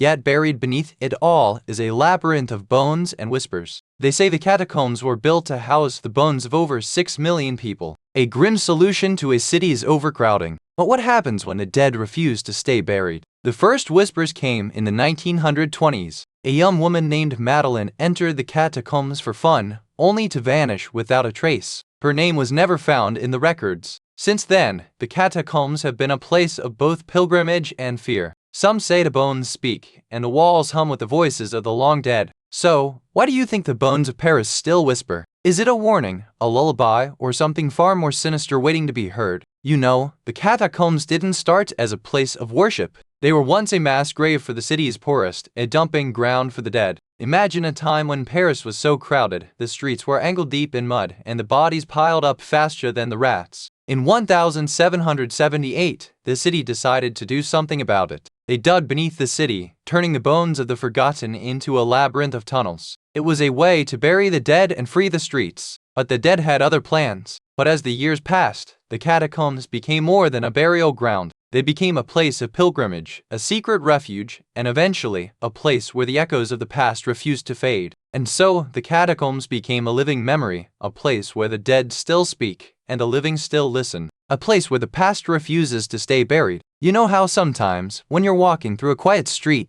you hear a sound that makes your skin crawl? Well, that's exactly what happened to me. A soft, wet sound, like a child's cry, echoing down an alley where no one should be. I turned, just to be sure I wasn't imagining it. But the alley was empty, save for the damp scent of old stone and the distant hum of the Seine. It was like the city itself was whispering, but to what? The next morning, I went back to check if it was just my nerves. But the alley had changed. There were footprints in the wet cobblestones, and a single, blood-red ribbon tied to a lamppost, like a message from somewhere else. I almost turned back then, but something made me linger. Maybe it was the way the wind seemed to carry a voice, or the way the sun refused to touch that part of the street. Either way, I was already too deep to back out. That's when I realized the whispering wasn't just in the catacombs. It was everywhere. In the silence, in the wind, in the way the city seemed to watch me like it knew what I was about to find. You followed the scent of decay through the narrow alleys of Paris, past the iron gates of Saint-Germain-des-Prés. Now, you stand before a crumbling stone archway, barely visible beneath layers of ivy and thyme. The air is thick with the scent of damp earth and something older, something waiting. Inside, the air is colder than the night. The walls are lined with rusted iron hooks, remnants of a time when bodies were hanged for crimes against the state. You hear it then, a whisper, low and slow, like the wind through a hollow pipe. At the bottom, you find a single, empty coffin, its lid open, the wood worn to a soft, pale gray. The air is still, but it hums with the weight of something that once lived here, something that still lingers. You step closer, and the whisper grows louder. It isn't the wind. It isn't the stones. It is a voice, familiar and distant, calling your name but not in a way that welcomes you. It is a voice that knows you, and that you have never met. And then, the whisper stops. The air goes still. You are alone, but you are not. You are no longer in the catacombs. You are in the memory of a woman who never left and who never will. I've spoken to a few elderly Parisians who swear the catacombs still whisper. One said, you can hear their voices in the silence between the bones. Another claimed she heard a child's laughter echoing through the tunnels, but when she followed, all she found was a sealed-off section of the maze. We followed the scent of damp stone and the echo of forgotten voices deeper into the catacombs. Every turn felt like a step into another century, and the air grew heavier with the weight of time. The deeper we went, the more the silence began to speak. It was a language of whispers, of footsteps in empty spaces, and of a presence that watched from the dark. The map led us to a sealed-off section, its entrance barred by a rusted iron gate. It had been locked for decades, and the lock was unbreakable without a key. Quick word from our sponsor. If this sounds like something you'd enjoy, take a look at the Apple AirPods 2nd generation. There's a link and a QR code on screen right now, and in the description below. Alright, back to it. But the door had been left ajar, just a few inches, as if someone had tried to open it and then stopped. It was the kind of detail that makes your spine tingle. Inside, we found a small, candlelit chamber with a single chair and a mirror. The mirror didn't reflect anything, only the darkness, and the air smelled like old roses and decay. You see, the real mystery isn't the ghosts or the catacombs, it's the one detail that has never been explained. Why did the workers stop digging that day? No one knows. They just vanished. The official report says they were accidentally buried alive, but that's not how the workers told it. They said the walls began to bleed. Not metaphorically, but literally. They say the voices get louder when the moon is full. But what if the voices are just trying to tell us something we're too scared to hear? Like the truth about the workers. You might think this is just a story, but sometimes the stories are the only thing left that remember what happened. At the catacombs, they remember everything. Some say the catacombs are a portal, a gateway to the other side. Others claim the whispers are a warning, a call from the lost. Local historians insist the real mystery is the workers who vanished, not the ghosts. They say the tunnels were never meant for the living. There's even a theory the catacombs are a secret library, filled with ancient texts and the voices of those who once lived here, still waiting to be heard. So, what do you think? Are we hearing the dead, or just our own fears echoing through the dark? You've heard the whispers, felt the chill, and walked the narrow corridors where time seems to hold its breath. But the mystery remains. No one knows who or what lingers in the dark. Some say the voices are the lost, the unclaimed, the ones who never found peace. Others believe it's the city itself, breathing its secrets through the bones of its past. And still, no one has returned from the catacombs with proof. No bodies, no answers, just echoes of a past that refuses to be buried. So here's the question, dear listener, will you follow the whispers, or will you let the silence of the catacombs speak for itself? You know, sometimes the quietest places hold the loudest echoes. Have you ever heard a whisper that wasn't meant for you? The catacombs don't just whisper, they remember. And sometimes, they remember better than we do. So, as we close this tale, I leave you with a question. What do you think the catacombs are whispering to you right now? Stay with me, and I'll tell you another story, one that might just make you listen a little closer. You've heard of the Holloway Prison, haven't you? That old stone fortress on the edge of London, where the air smells like damp brick and the silence is louder than the echoes of the past. Built in the 1800s, it was a place for the worst of the worst convicts, thieves, and those who broke the law. But what happened to the children who were locked away there? That's the question that lingers in the air, like the smell of old paper and rusted chains. There's a story, passed down through the years, about the children who were sent there as punishment. Some say they were orphans, others say they were the children of convicts. Either way, they never came home. Some say the prison still holds their voices in the walls, the sound of their laughter echoing through the halls long after they were gone. Others say the silence is the real thing because they're still inside, waiting for someone to listen. And now, you're here with me, aren't you?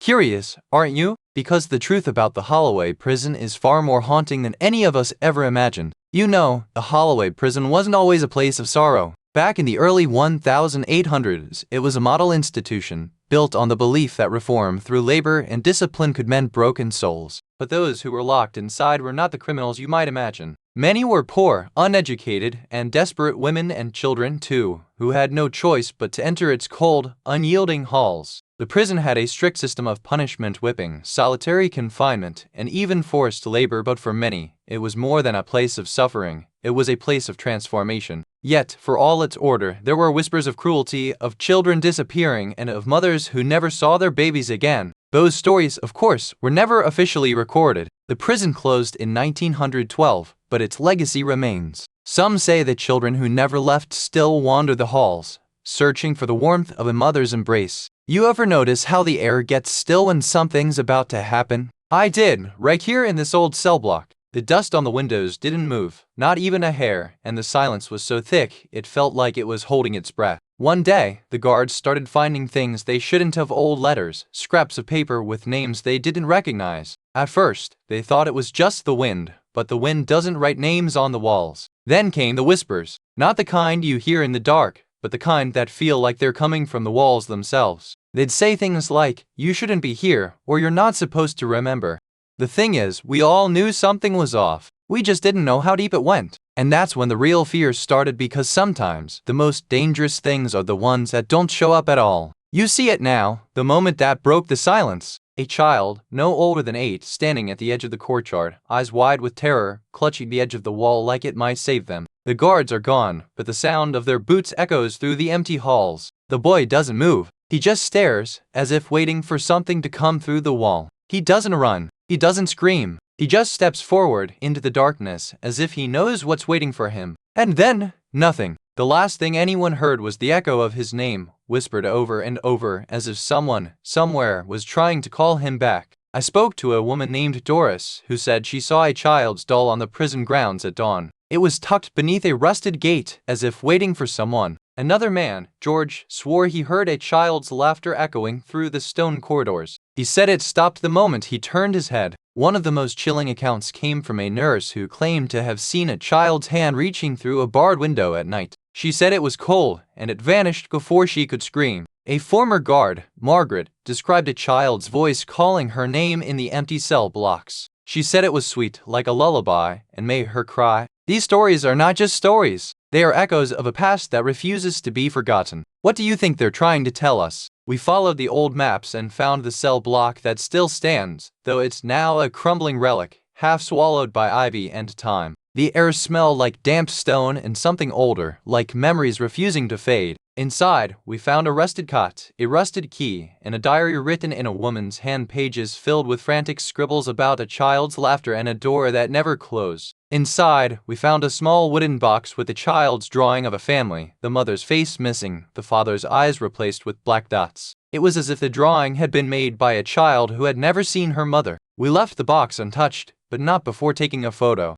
The next morning, the photo showed the mother's face just a faint smudge, but unmistakable, and it wasn't there the night before. The investigation led us deeper into the prison's history, but the deeper we dug, the more the past seemed to reach out, whispering through the dust and the silence, reminding us that some stories never die. You know, there's one thing they never solved. The one thing that's been left hanging like a lantern in the dark. No one knows why the children never cried out. They found the names, the dates, the rooms, even the last meals of the children who vanished. But no one knows why they didn't scream. Not one sound. Some say the children were taken by the walls themselves. That the prison is alive and it remembers. That it's not the children who are lost, but the truth. But maybe the real mystery isn't who took them. Maybe it's why they never cried at all. You think about that, don't you? Why would a child not scream? And here's the thing, dear listener. The prison still stands. The children still don't cry. And the truth, it's still waiting in the dark. Some say the Holloway prison was built on a site where children once played, their laughter echoing through the trees.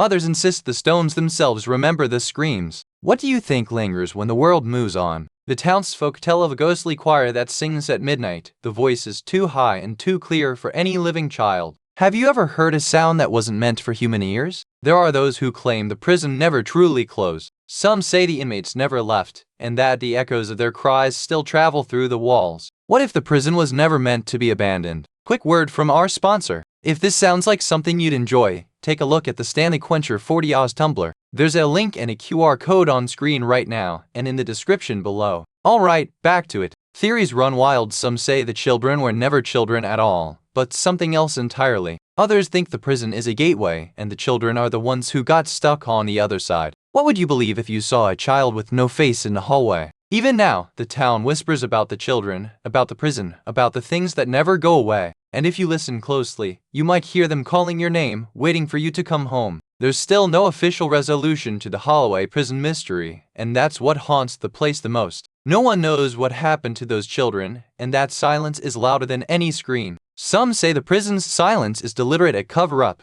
Others believe the children were never meant to be found. But the truth, it's buried so deep, even the earth won't let it rise. The authorities say the prison was abandoned for good, but the woods around it, they're still full of whispers, and sometimes the wind sounds like a child's laugh. So, what do you think? Is the mystery a warning, a call to action, or just a reminder that some stories never end, and some children never grow up? You've heard the whispers of the Holloway prison, but have you ever wondered what happens to the children who never made it out? Sometimes, the most haunting stories are the ones we never speak aloud. The prison may be long gone, but the echoes of their laughter still drift through the trees. Maybe they're just waiting for someone to listen. And if you ever find yourself wandering near the old Holloway site, don't be surprised if you hear a child's voice calling your name. It's just trying to be heard. Before we move on, let me leave you with this. Sometimes the scariest stories are the ones that never end, and sometimes they're the ones that start with a whisper. You've heard of the Hollow Hill Massacre, haven't you? A place where the wind whispers secrets and the trees seem to watch you. It's not just a name, it's a feeling. The hill itself is a scar on the land, a place where the earth seems to hold its breath. You can feel it like the ground is waiting for something to happen. The locals don't talk about it much, but you can see it in their eyes. This place has a memory, and it's not a happy one. Now, I'm not saying the hill is haunted, but if you walk there at night, you might hear something like footsteps, or a voice, or maybe just the wind. And if you do hear something, you might want to turn back. Because sometimes, the past doesn't stay buried, it just waits. You know, the first time this hill was marked on a map, it wasn't for its beauty, but for the blood that soaked its soil. It was 1847, and a group of settlers came here, hoping for a fresh start. They brought their families, their tools, and their hopes. But the land didn't welcome them. The forest was thick, the air heavy, and the nights were filled with whispers that no one could place. One by one, they disappeared. Some said it was the wild animals, others the fever, but the older settlers knew better. They heard the stories of the hill before they ever set foot here. The last to leave was a young woman named Clara. She was the last to be seen, and the last to be heard from. The ones who stayed behind called her name for days, but the hill never answered. And so, the hill became a place of mourning, not just for the lost, but for those who tried to stay and who were never the same again. That's where the real horror began. You ever notice how the wind seems to change when you're alone in the woods? That's what happened to the first settlers on Hollow Hill. One day, the breeze turned into a whisper like someone was trying to tell them something, but they couldn't understand. The whisper grew louder, turning into a mournful cry that echoed through the trees. The settlers said it was the wind, but they all knew it was something else, something watching, waiting. One by one, the settlers began to vanish. They left no tracks, no signs, just an eerie silence where they had once been. The only thing left behind was a single, blood-stained boot in the mud. The last settler to leave told a tale of voices calling from the hill, of shadows that moved without light. But no one believed her. They just said she was afraid. And that's how the Hollow Hill Massacre began. You've heard the whispers of Hollow Hill, but what happened here?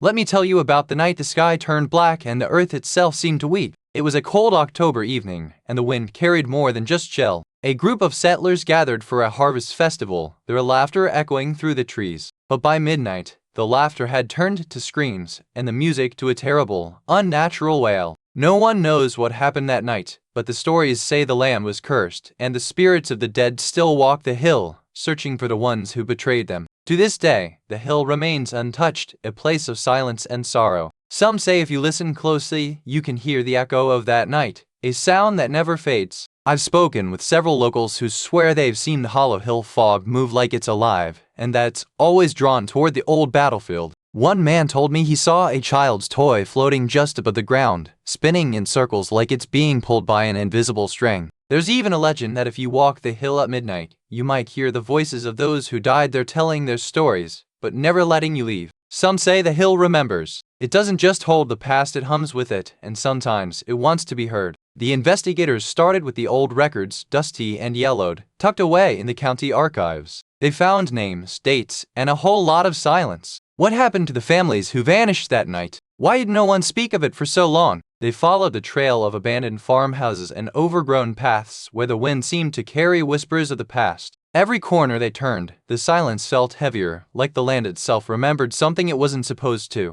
One of the investigators, a retired teacher named Margaret, claimed she heard voices at night. Not words, but something like a hum, low and steady, coming from the woods. It's like the land is still breathing, she said, her voice trembling. They found a hidden cave near the site of the massacre, its entrance blocked by fallen trees and ivy. Inside, the air was thick and cool, and the walls were covered in strange, red markings like blood, but not quite. The final discovery was the most unsettling, a box buried beneath the roots of an ancient tree, containing letters written by the victims themselves. They spoke of fear, of darkness that followed them, and of a night that never ended. You know, there's one thing about the Hollow Hill Massacre that has never been explained. Not the who, not the how, but the why. Why did the killer leave that single boot in the snow? It's like a silent accusation, a ghost in the evidence. The boot was found days after the massacre, far from the bodies. It was the only item that didn't match the rest of the crime scene. No fingerprints, no footprints leading to it, just the boot itself, waiting to be noticed. It's not just the boot that's mysterious. It's the silence that follows. No one who saw it has ever spoken of it again,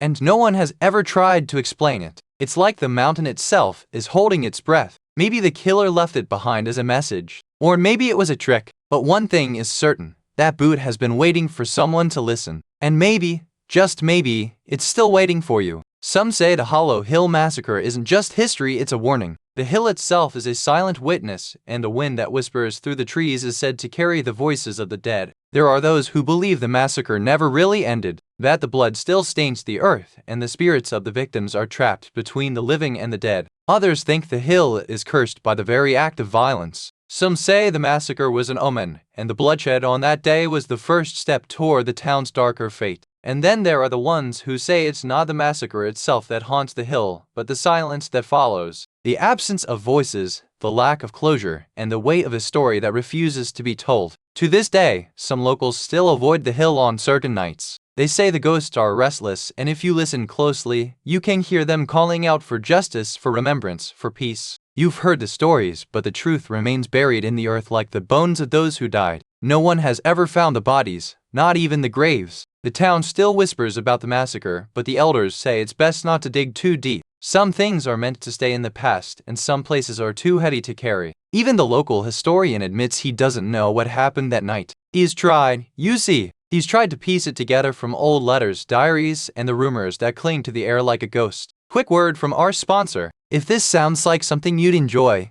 take a look at the Fire TV Stick 4K streaming device. There's a link and a QR code on screen right now, and in the description below. Alright, back to it. Some say the hill is cursed, others say it's just a place where the past won't let go. But what if the truth is something even darker? What if it's not a massacre, but a cover-up? And so, the hill remains, a silent witness, a place of unanswered questions. The echoes still linger, but whether they're of the dead or the living, no one can say for sure. You've heard the whispers of Hollowed Hill, felt the weight of history in every step. But sometimes the most haunting stories aren't the ones we tell, they're the ones we never speak aloud. The hill may be silent now, but the earth remembers. It remembers the blood, the prayers, the broken hearts that once called it home. And so, as you turn the page, remember this: some stories aren't meant to be closed. They linger like a lullaby sung in the dark, just to remind you you're not alone. Now, if you'll excuse me, I have another tale to share, one that's just as old and just as quiet. You've heard of the Atlantic, the Pacific, the Indian Ocean, but have you heard of the Philippines' most infamous tragedy? It's not just a story, it's a wound, a place where the sea still remembers. The SS Doña Paz wasn't just a ship, it was a floating city, packed with families, dreams, and the hum of daily life. But on the night of December 4th,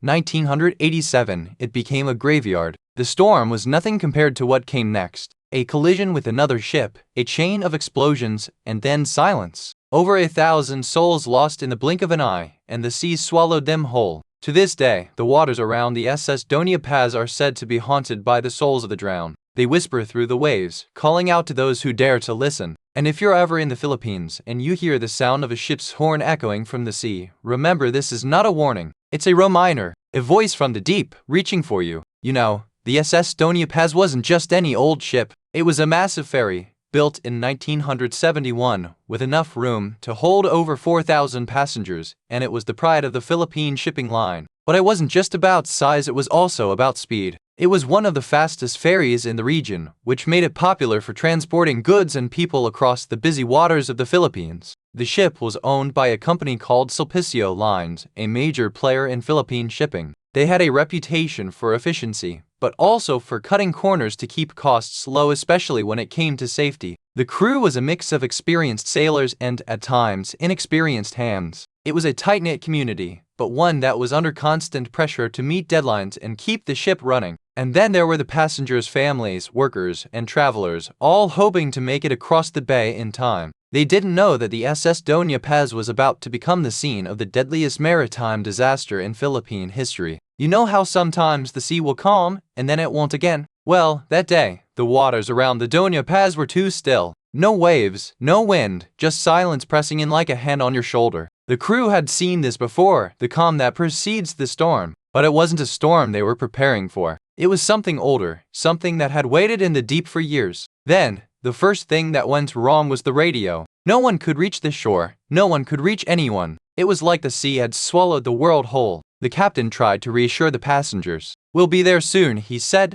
but you could see the truth in his eyes. He knew the sea wasn't going to let them go. And then, just like that, the silence broke. Not with a roar, not with a scream, but with the sound of something rising from the deep, something that had been waiting a long time to be heard. You've heard the whispers, but have you ever wondered what happened to the 4,385 souls who vanished that night? The SS Doña Paz wasn't just a ship, it was a floating city, packed with families, dreams, and a future that was stolen in an instant. It was a Tuesday in 1987, a day that turned into a nightmare. The ship was crowded, the air thick with the smell of cooking and the sound of laughter, until the collision happened, and everything changed. They say the sea remembers, that the Doña Paz still drifts through the waters, her lights dim, her passengers waiting for the next collision, a collision that never comes but never stops. and every time the waves roll in, the voices rise again, not in anger but in longing. They want to be seen, remembered, and set free, but the sea has its own kind of memory. So the next time you hear the crash of waves, you might just hear them too, the drowned souls of the SS Doña Paz, still waiting for the day the sea lets them go.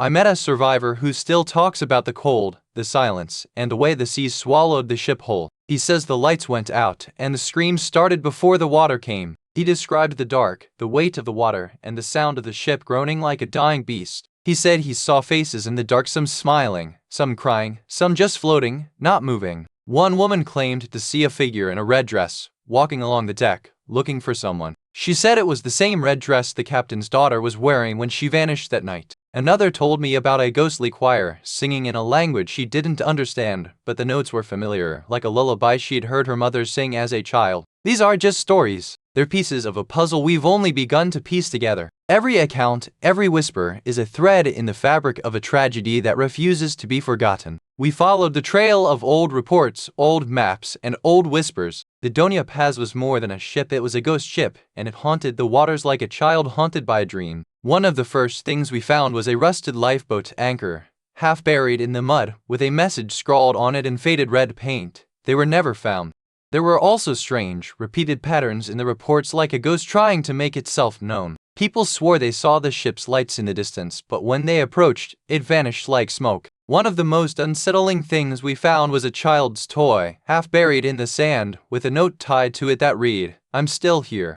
And then there was the music. Every time we tried to listen, the sound of a violin echoed through the air, faint but clear, as if the ship was trying to tell us something. You know, the thing that haunts me most about the Doña Paz isn't the tragedy itself, but the one detail that has never been explained. Why did no one hear the distress calls? The ship's logs say the crew tried to send out alarms, but the silence that followed was absolute. Like the sea itself had swallowed the voices. You can almost hear the silence in your bones. The kind of silence that doesn't just mean no sound, but no will to speak, no will to live. And that's the thing, isn't it? Sometimes the worst part of a tragedy isn't what happened but what was never said. You've heard the stories, but some folks say the real ghosts are the ones who still live here on the water, in the towns, in the hearts of those who remember. They say the sea doesn't forget. Some claim the Doña Paz isn't just a ship, it's a living memory, a spirit of the sea that haunts those who dare to cross its path. They say it sings in the night, a sound that only the drowned can hear. Some say the Doña Paz is still out there, waiting, that the sea doesn't forgive, and that the only way to find closure is to face the truth no matter how heavy it is. And some say the worst part isn't the ship or the sea, it's the silence. The silence of those who never made it home. The silence that lingers long after the last wave has passed. You know, sometimes the worst tragedies aren't the ones we remember, but the ones we forget. The SS Doña Paz isn't just a name, it's a ghost in the wind, a whisper in the waves, a story that refuses to let go. Every year, on the anniversary of the disaster, the water seems to hum with something ancient, like it's waiting for a memory to surface, or a truth to be spoken. And then there are the fishermen. They tell stories of lights in the dark, of voices calling out from the water, of things that move beneath the waves that no one else can see. The mystery isn't just about the past. It lingers in the present, in the hearts of those who still search for answers, and in the sea that holds them all. You've heard the whispers of the sea, felt the weight of the past, and wondered if the water remembers. But sometimes, the silence is the loudest echo. The SS Doña Paz is more than a name, it's a story etched into the waves, carried by the tides, and waiting for someone to listen with open hands and a quiet heart. Quick word from our sponsor. If this sounds like something you'd enjoy, take a look at the Fire TV Stick 4K streaming device. There's a link and a QR code on screen right now, and in the description below. Alright, back to it. So, as the day fades into night, I leave you with this: the sea has memory, and sometimes, the drowned souls are still here, waiting to be heard. But remember, the next tale is waiting, and I'm right here, with the fire, the stories, and the ghosts that call us to listen. You ever heard of Grouse Mountain Resort? Not the kind of mountain you ski down, but the one that seems to have a long memory. It's nestled in the misty woods of Washington, where the trees whisper secrets and the wind carries echoes of the past. The place has a reputation, not for the ski slopes or the cozy cabins, but for the stories that linger long after the last guest leaves. Some say the mountain remembers every heartache and every tragedy that ever happened there. There's a song, you know, a ballad passed down through generations, about a woman who vanished on a moonless night, her laughter echoing through the trees. It's not just a story, it's a warning, a ghostly echo of something that never ended. But the mountain isn't just haunted by the past, it's haunted by the present too. People say the wind howls like a cry for help, and the trees seem to shift when no one's looking. It's a place where the silence is louder than the sounds, and if you're ever tempted to visit, I'd suggest you bring a flashlight. Not just for the dark,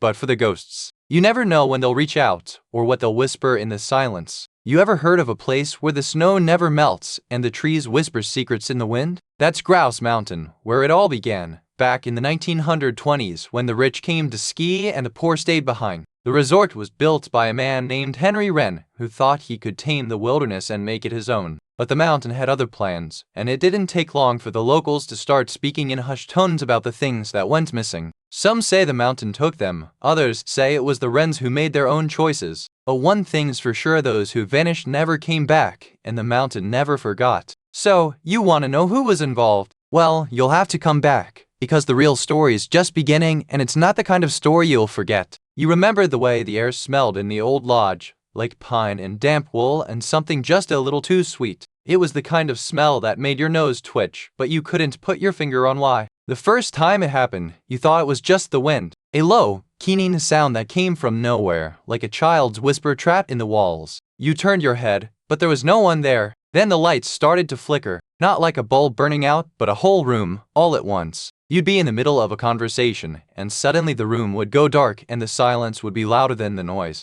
You began to notice the doors. They'd be closed, and then they'd be open. Not all at once, but one after another, like someone was walking through them and leaving them behind. The worst part was that you never saw anything, just the feeling, like someone was watching you from the corner of your eye. And when you turned, there was nothing but the flicker of a candle in the dark. You remember the night the lights went out, and the silence didn't feel like silence at all. It felt like someone was watching, waiting, like the mountain itself had exhaled, and the breath was cold. The last guest to leave was a woman named Alina, her heels echoing in the empty hall. She said she heard a voice, low and familiar, calling her name. But when she turned, there was no one there. No one ever found her. The resort closed for months. They said the mountain had taken her, that the spirit of the place was too strong. But some say the voice she heard wasn't a warning, it was a lullaby. And now, when the wind howls through the trees, some say you can still hear her, singing the same old song, soft, sweet, and just a little too close to your own name. I've spoken with dozens of guests who say they saw the woman in the red dress. She was always in the same place by the lake, near the old ranger's cabin, just before dawn. One man swore he heard her singing a lullaby,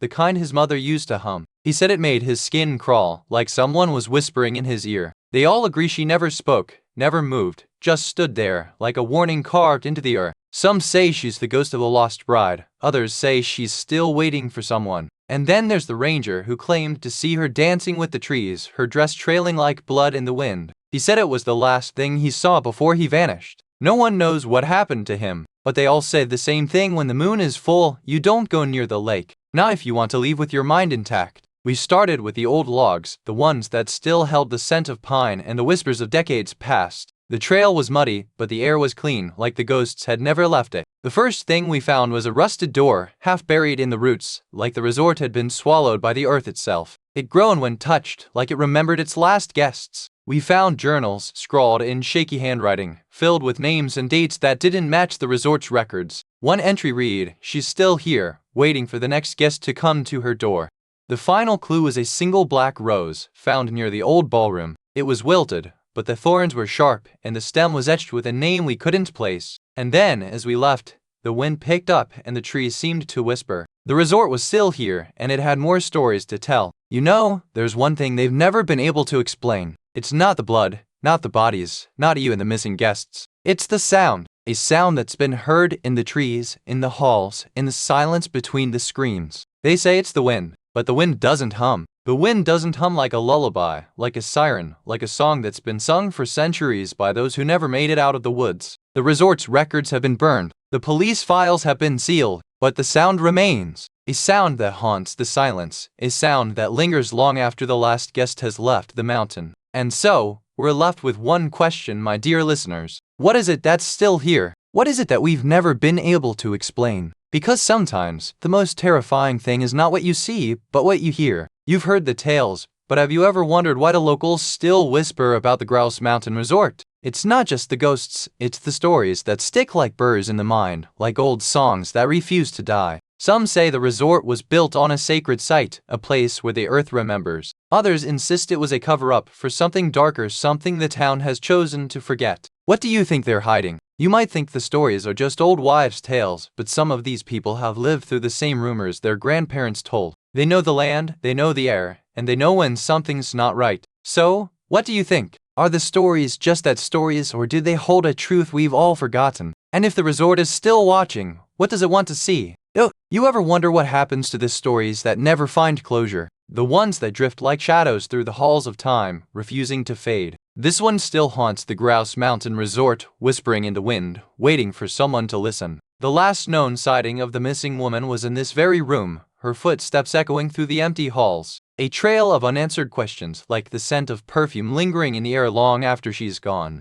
No one ever found her. No body. No trail. Just the echo of her laughter, the scent of her perfume, and the hushed conversations in the staff rooms, as if the mountain itself is holding its breath. And so, the story lingers, not in a grave, but in the air, in the silence between the stories, in the way the mountain watches over the lodge, waiting for someone to finally listen. The mystery is still out there, in the wind, in the snow, in the hush of the forest. You've heard the ballads. Now maybe it's time to ask what happens when the song stops. You've heard the ballads, felt the chill of the mountain.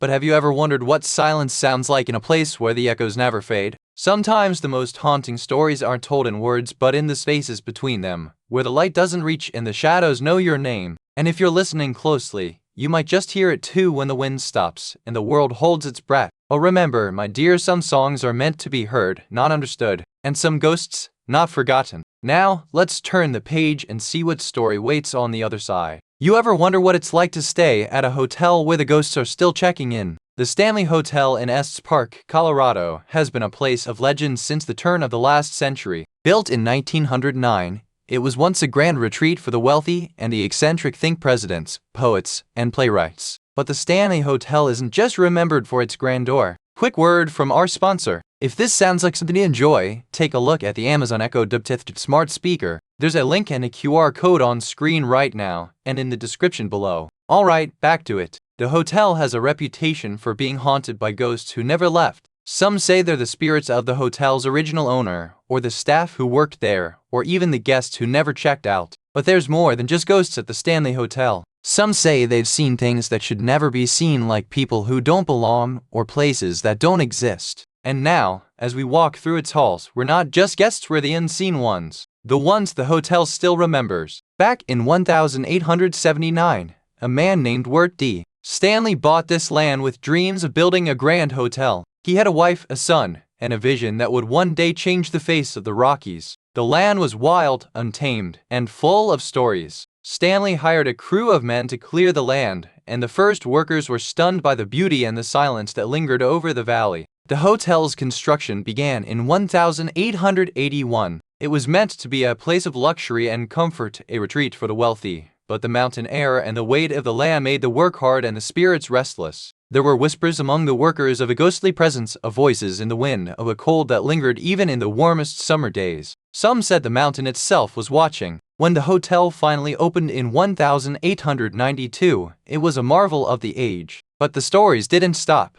The mountain had claimed its first guests, and the spirit of the place was just beginning to settle in. You remember the way the air felt that first night, thick and heavy, like the hotel itself was holding its breath. It was the kind of silence that didn't feel natural, but more like something had just left. Then came the whispers, soft, like the rustle of pages in an old book. Not loud enough to be heard clearly, but enough to make your skin crawl, like someone was standing just behind you, waiting for you to turn around. Then there were the footsteps right behind you, but not in the hallway. You look around, and nothing was there. Just the sound of someone moving through the walls, like the building was home to more than just ghosts. You couldn't shake the feeling that something was watching you, not with eyes, but with intent. Like the hotel wasn't just haunted, it was waiting, and it had been waiting a long time. You ever notice how some places feel like they're watching you? The Stanley Hotel in the Rockies has a way of making you feel like you're not alone, even when you're the only one there. In 1912, a young woman named Lillian F. was found wandering the halls, her clothes in tatters, her eyes filled with fear. No one knew where she'd been or how she got there. The hotel staff started to see her too, sometimes in the early morning, sometimes in the dead of night. A woman in a black dress,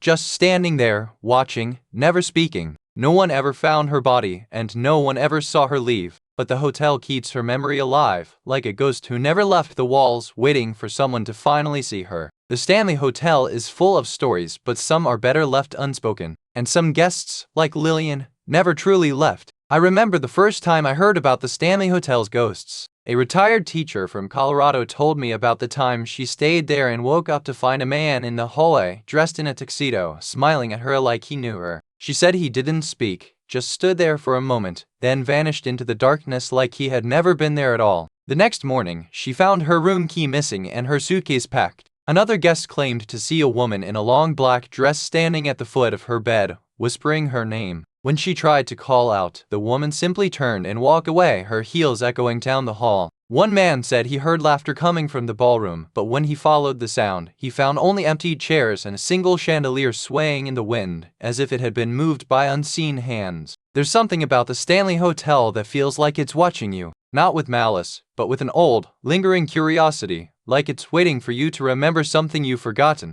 The investigators started with the old guest ledgers, brittle and yellowed, their pages whispering secrets of the past. They found names that had been crossed out, names that had never been checked in, names that had just vanished. One name kept showing up, Eleanor Whitmore. No room number, no address, no record of ever staying at the hotel. Just a name and a date, October 10th, 1962. That was the day the hotel's power went out for the first time, and the lights never came back. They combed through maintenance logs, found entries about strange noises in the basement. A worker swore he saw a figure in the hallway, but no one else was there. The figure didn't move, just stood there, watching. One investigator, a retired teacher named Margaret, insisted she saw Eleanor Whitmore in the lobby one night. She described her as a woman in a long black coat, with a crown of white hair and eyes that looked right through her.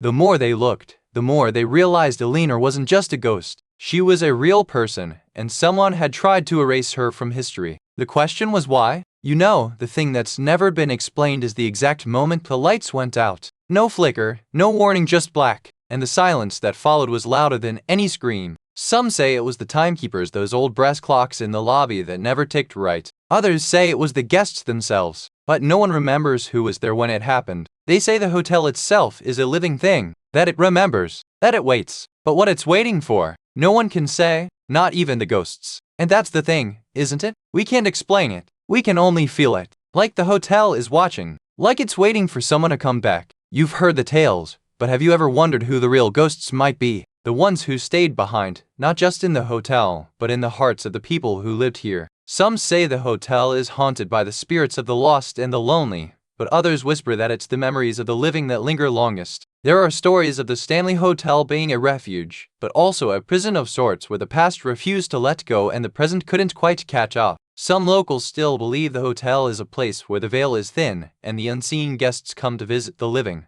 not the other way around. It's not just about the ghosts, it's about the people who stayed here, who loved it, who lost it, and who still come back searching for something they can't quite name. You know, some mysteries don't just fade away, they settle in, like dust on an old photograph. The Stanley Hotel still holds its breath, waiting for the truth to surface. The records are silent, the testimonies are fading, and the hotel keeps its secrets close to its chest. What if the real story isn't in the books, but in the silence? We've heard the echoes, felt the chill, and seen the shadows, but the truth, it's still out there, waiting for someone brave enough to listen. So, dear listener, what will you do with a mystery that won't let go? Will you walk away, or will you keep walking toward the light? You know, sometimes the ghosts aren't the ones who vanish, they're the ones who stay, whispering through the cracks of time, waiting for someone to listen. And sometimes, the stories we hear aren't just about the past, they're about the ones still here, watching, waiting, and wondering if you'll finally turn around. But don't worry, dear listener, we'll be back soon. There's always another tale to be told, another shadow to be followed. Until then, keep your doors closed, your lights on, and your heart open, for the unseen guests are always just outside, waiting for you. And remember, sometimes the most haunting stories are the ones that never end. You've heard of the Atlantic, but have you ever wondered what lies beneath its surface?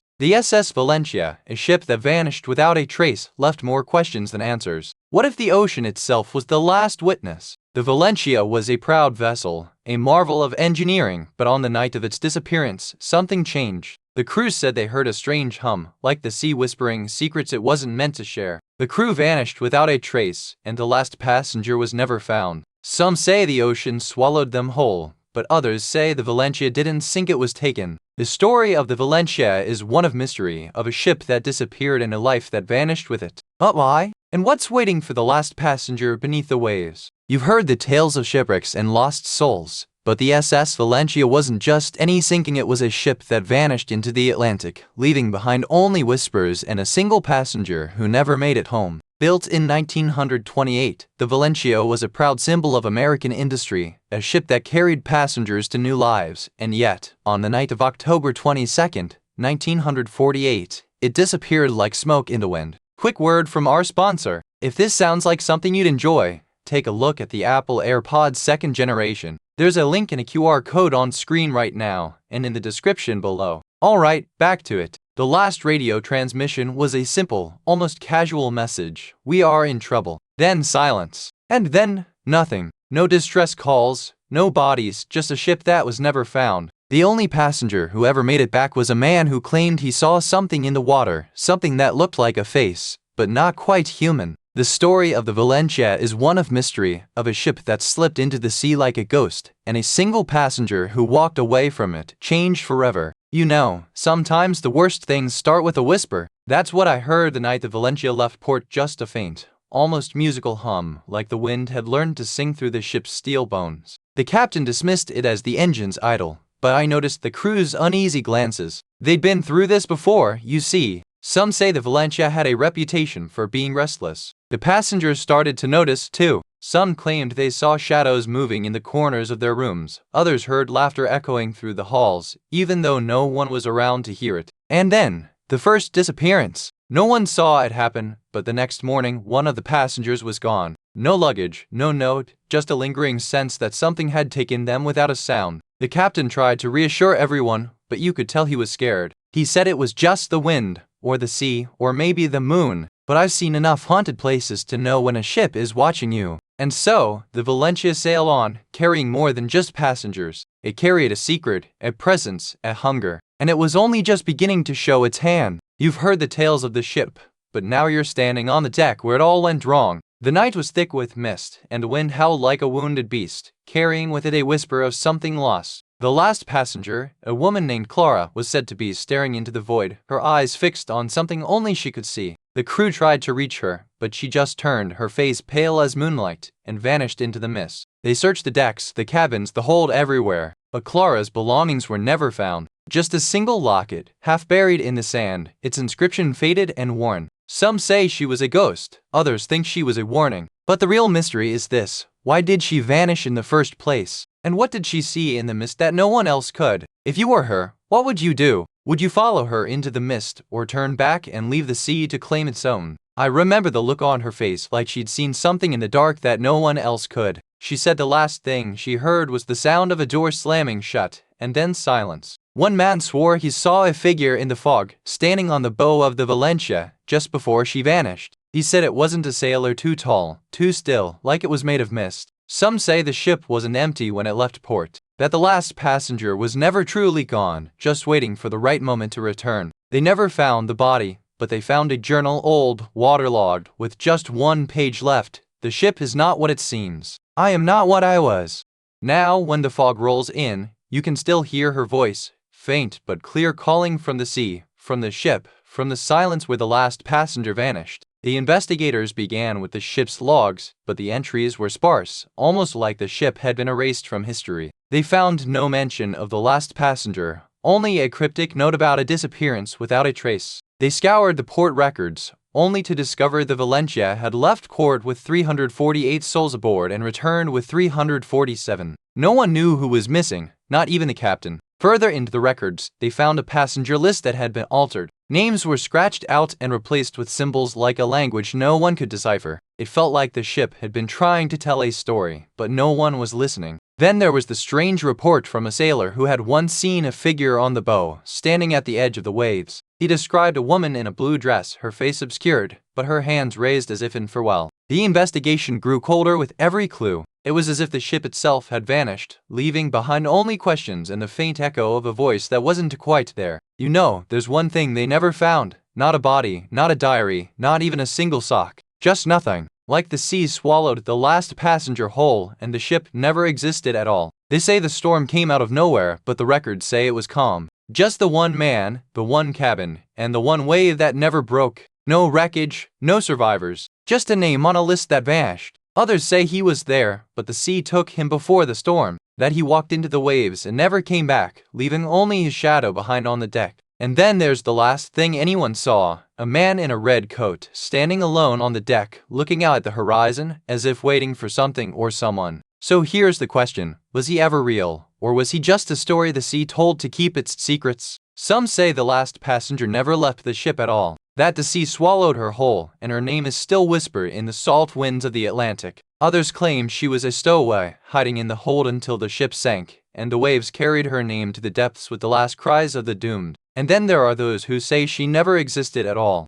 that the story was a cover for something darker, something no one wants to remember. But no matter what the truth is, the legend lives on. And in the quiet of the night, when the waves whisper through the pines, you can still hear her name, echoing from the deep. Even now, decades later, no one knows what happened to that final passenger on the SS Valentia. Was it a ghost, a trick of the mind, or something far more sinister? We still don't have a name for that last soul who vanished into the dark. The records are silent, the crew's testimony fragmented. Some say the sea itself is still holding its breath, waiting for the truth to surface. Others say the ship never left port at all. We've scoured the archives, the coastlines, and the whispers of those who claim to have seen her shadow on the waves. But every clue leads only deeper into the unknown, like a door that won't open no matter how hard you pull. The mystery isn't just about what happened to her, it's about why the world chose to forget. And maybe, just maybe, it's about what still lingers in the silence of the deep. So, dear listener, what do you think? Did she walk into the sea, or did the sea walk into her? And if she's still out there, do you think she's waiting for someone to finally listen? You know, sometimes the most haunting stories are the ones that whisper from the edges of memory, like a lullaby you never quite remembered. The Valentia's ghost, like many, lingers not in screams but in silence. We chase ghosts for the same reason we gather around a fire, to feel less alone in the dark. And sometimes, the dark feels like it's listening back. Before we move on, let me ask you,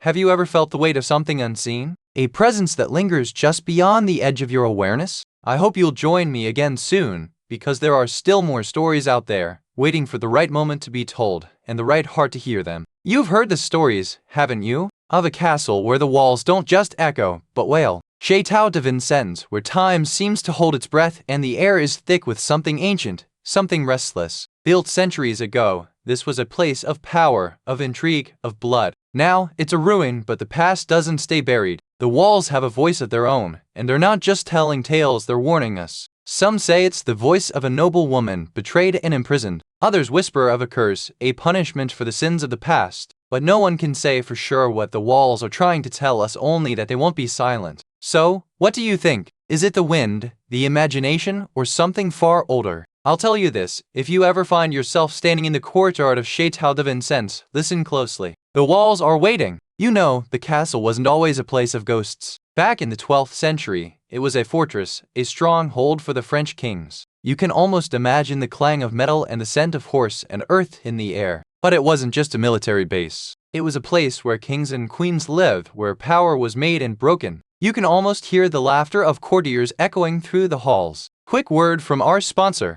If this sounds like something you'd enjoy, take a look at the Stanley Quencher 40 Oz tumbler. There's a link and a QR code on screen right now, and in the description below. Alright, back to it. Then came the French Revolution. The castle was seized and its treasures looted. Some say the spirits of the old nobility still linger, watching over what was once their home. And in the 19th century, it became a prison. They kept people here, locked away for their crimes. You can almost feel the weight of their suffering pressing against the walls. So when people started hearing wails and whispers in the night, it wasn't hard to imagine that the castle was remembering the voices it had silenced. Before you go, if you enjoyed this, please give it a like and subscribe so you don't miss the next one. And tell us in the comments what you'd like us to make next. We read every single one. Thank you so much for watching.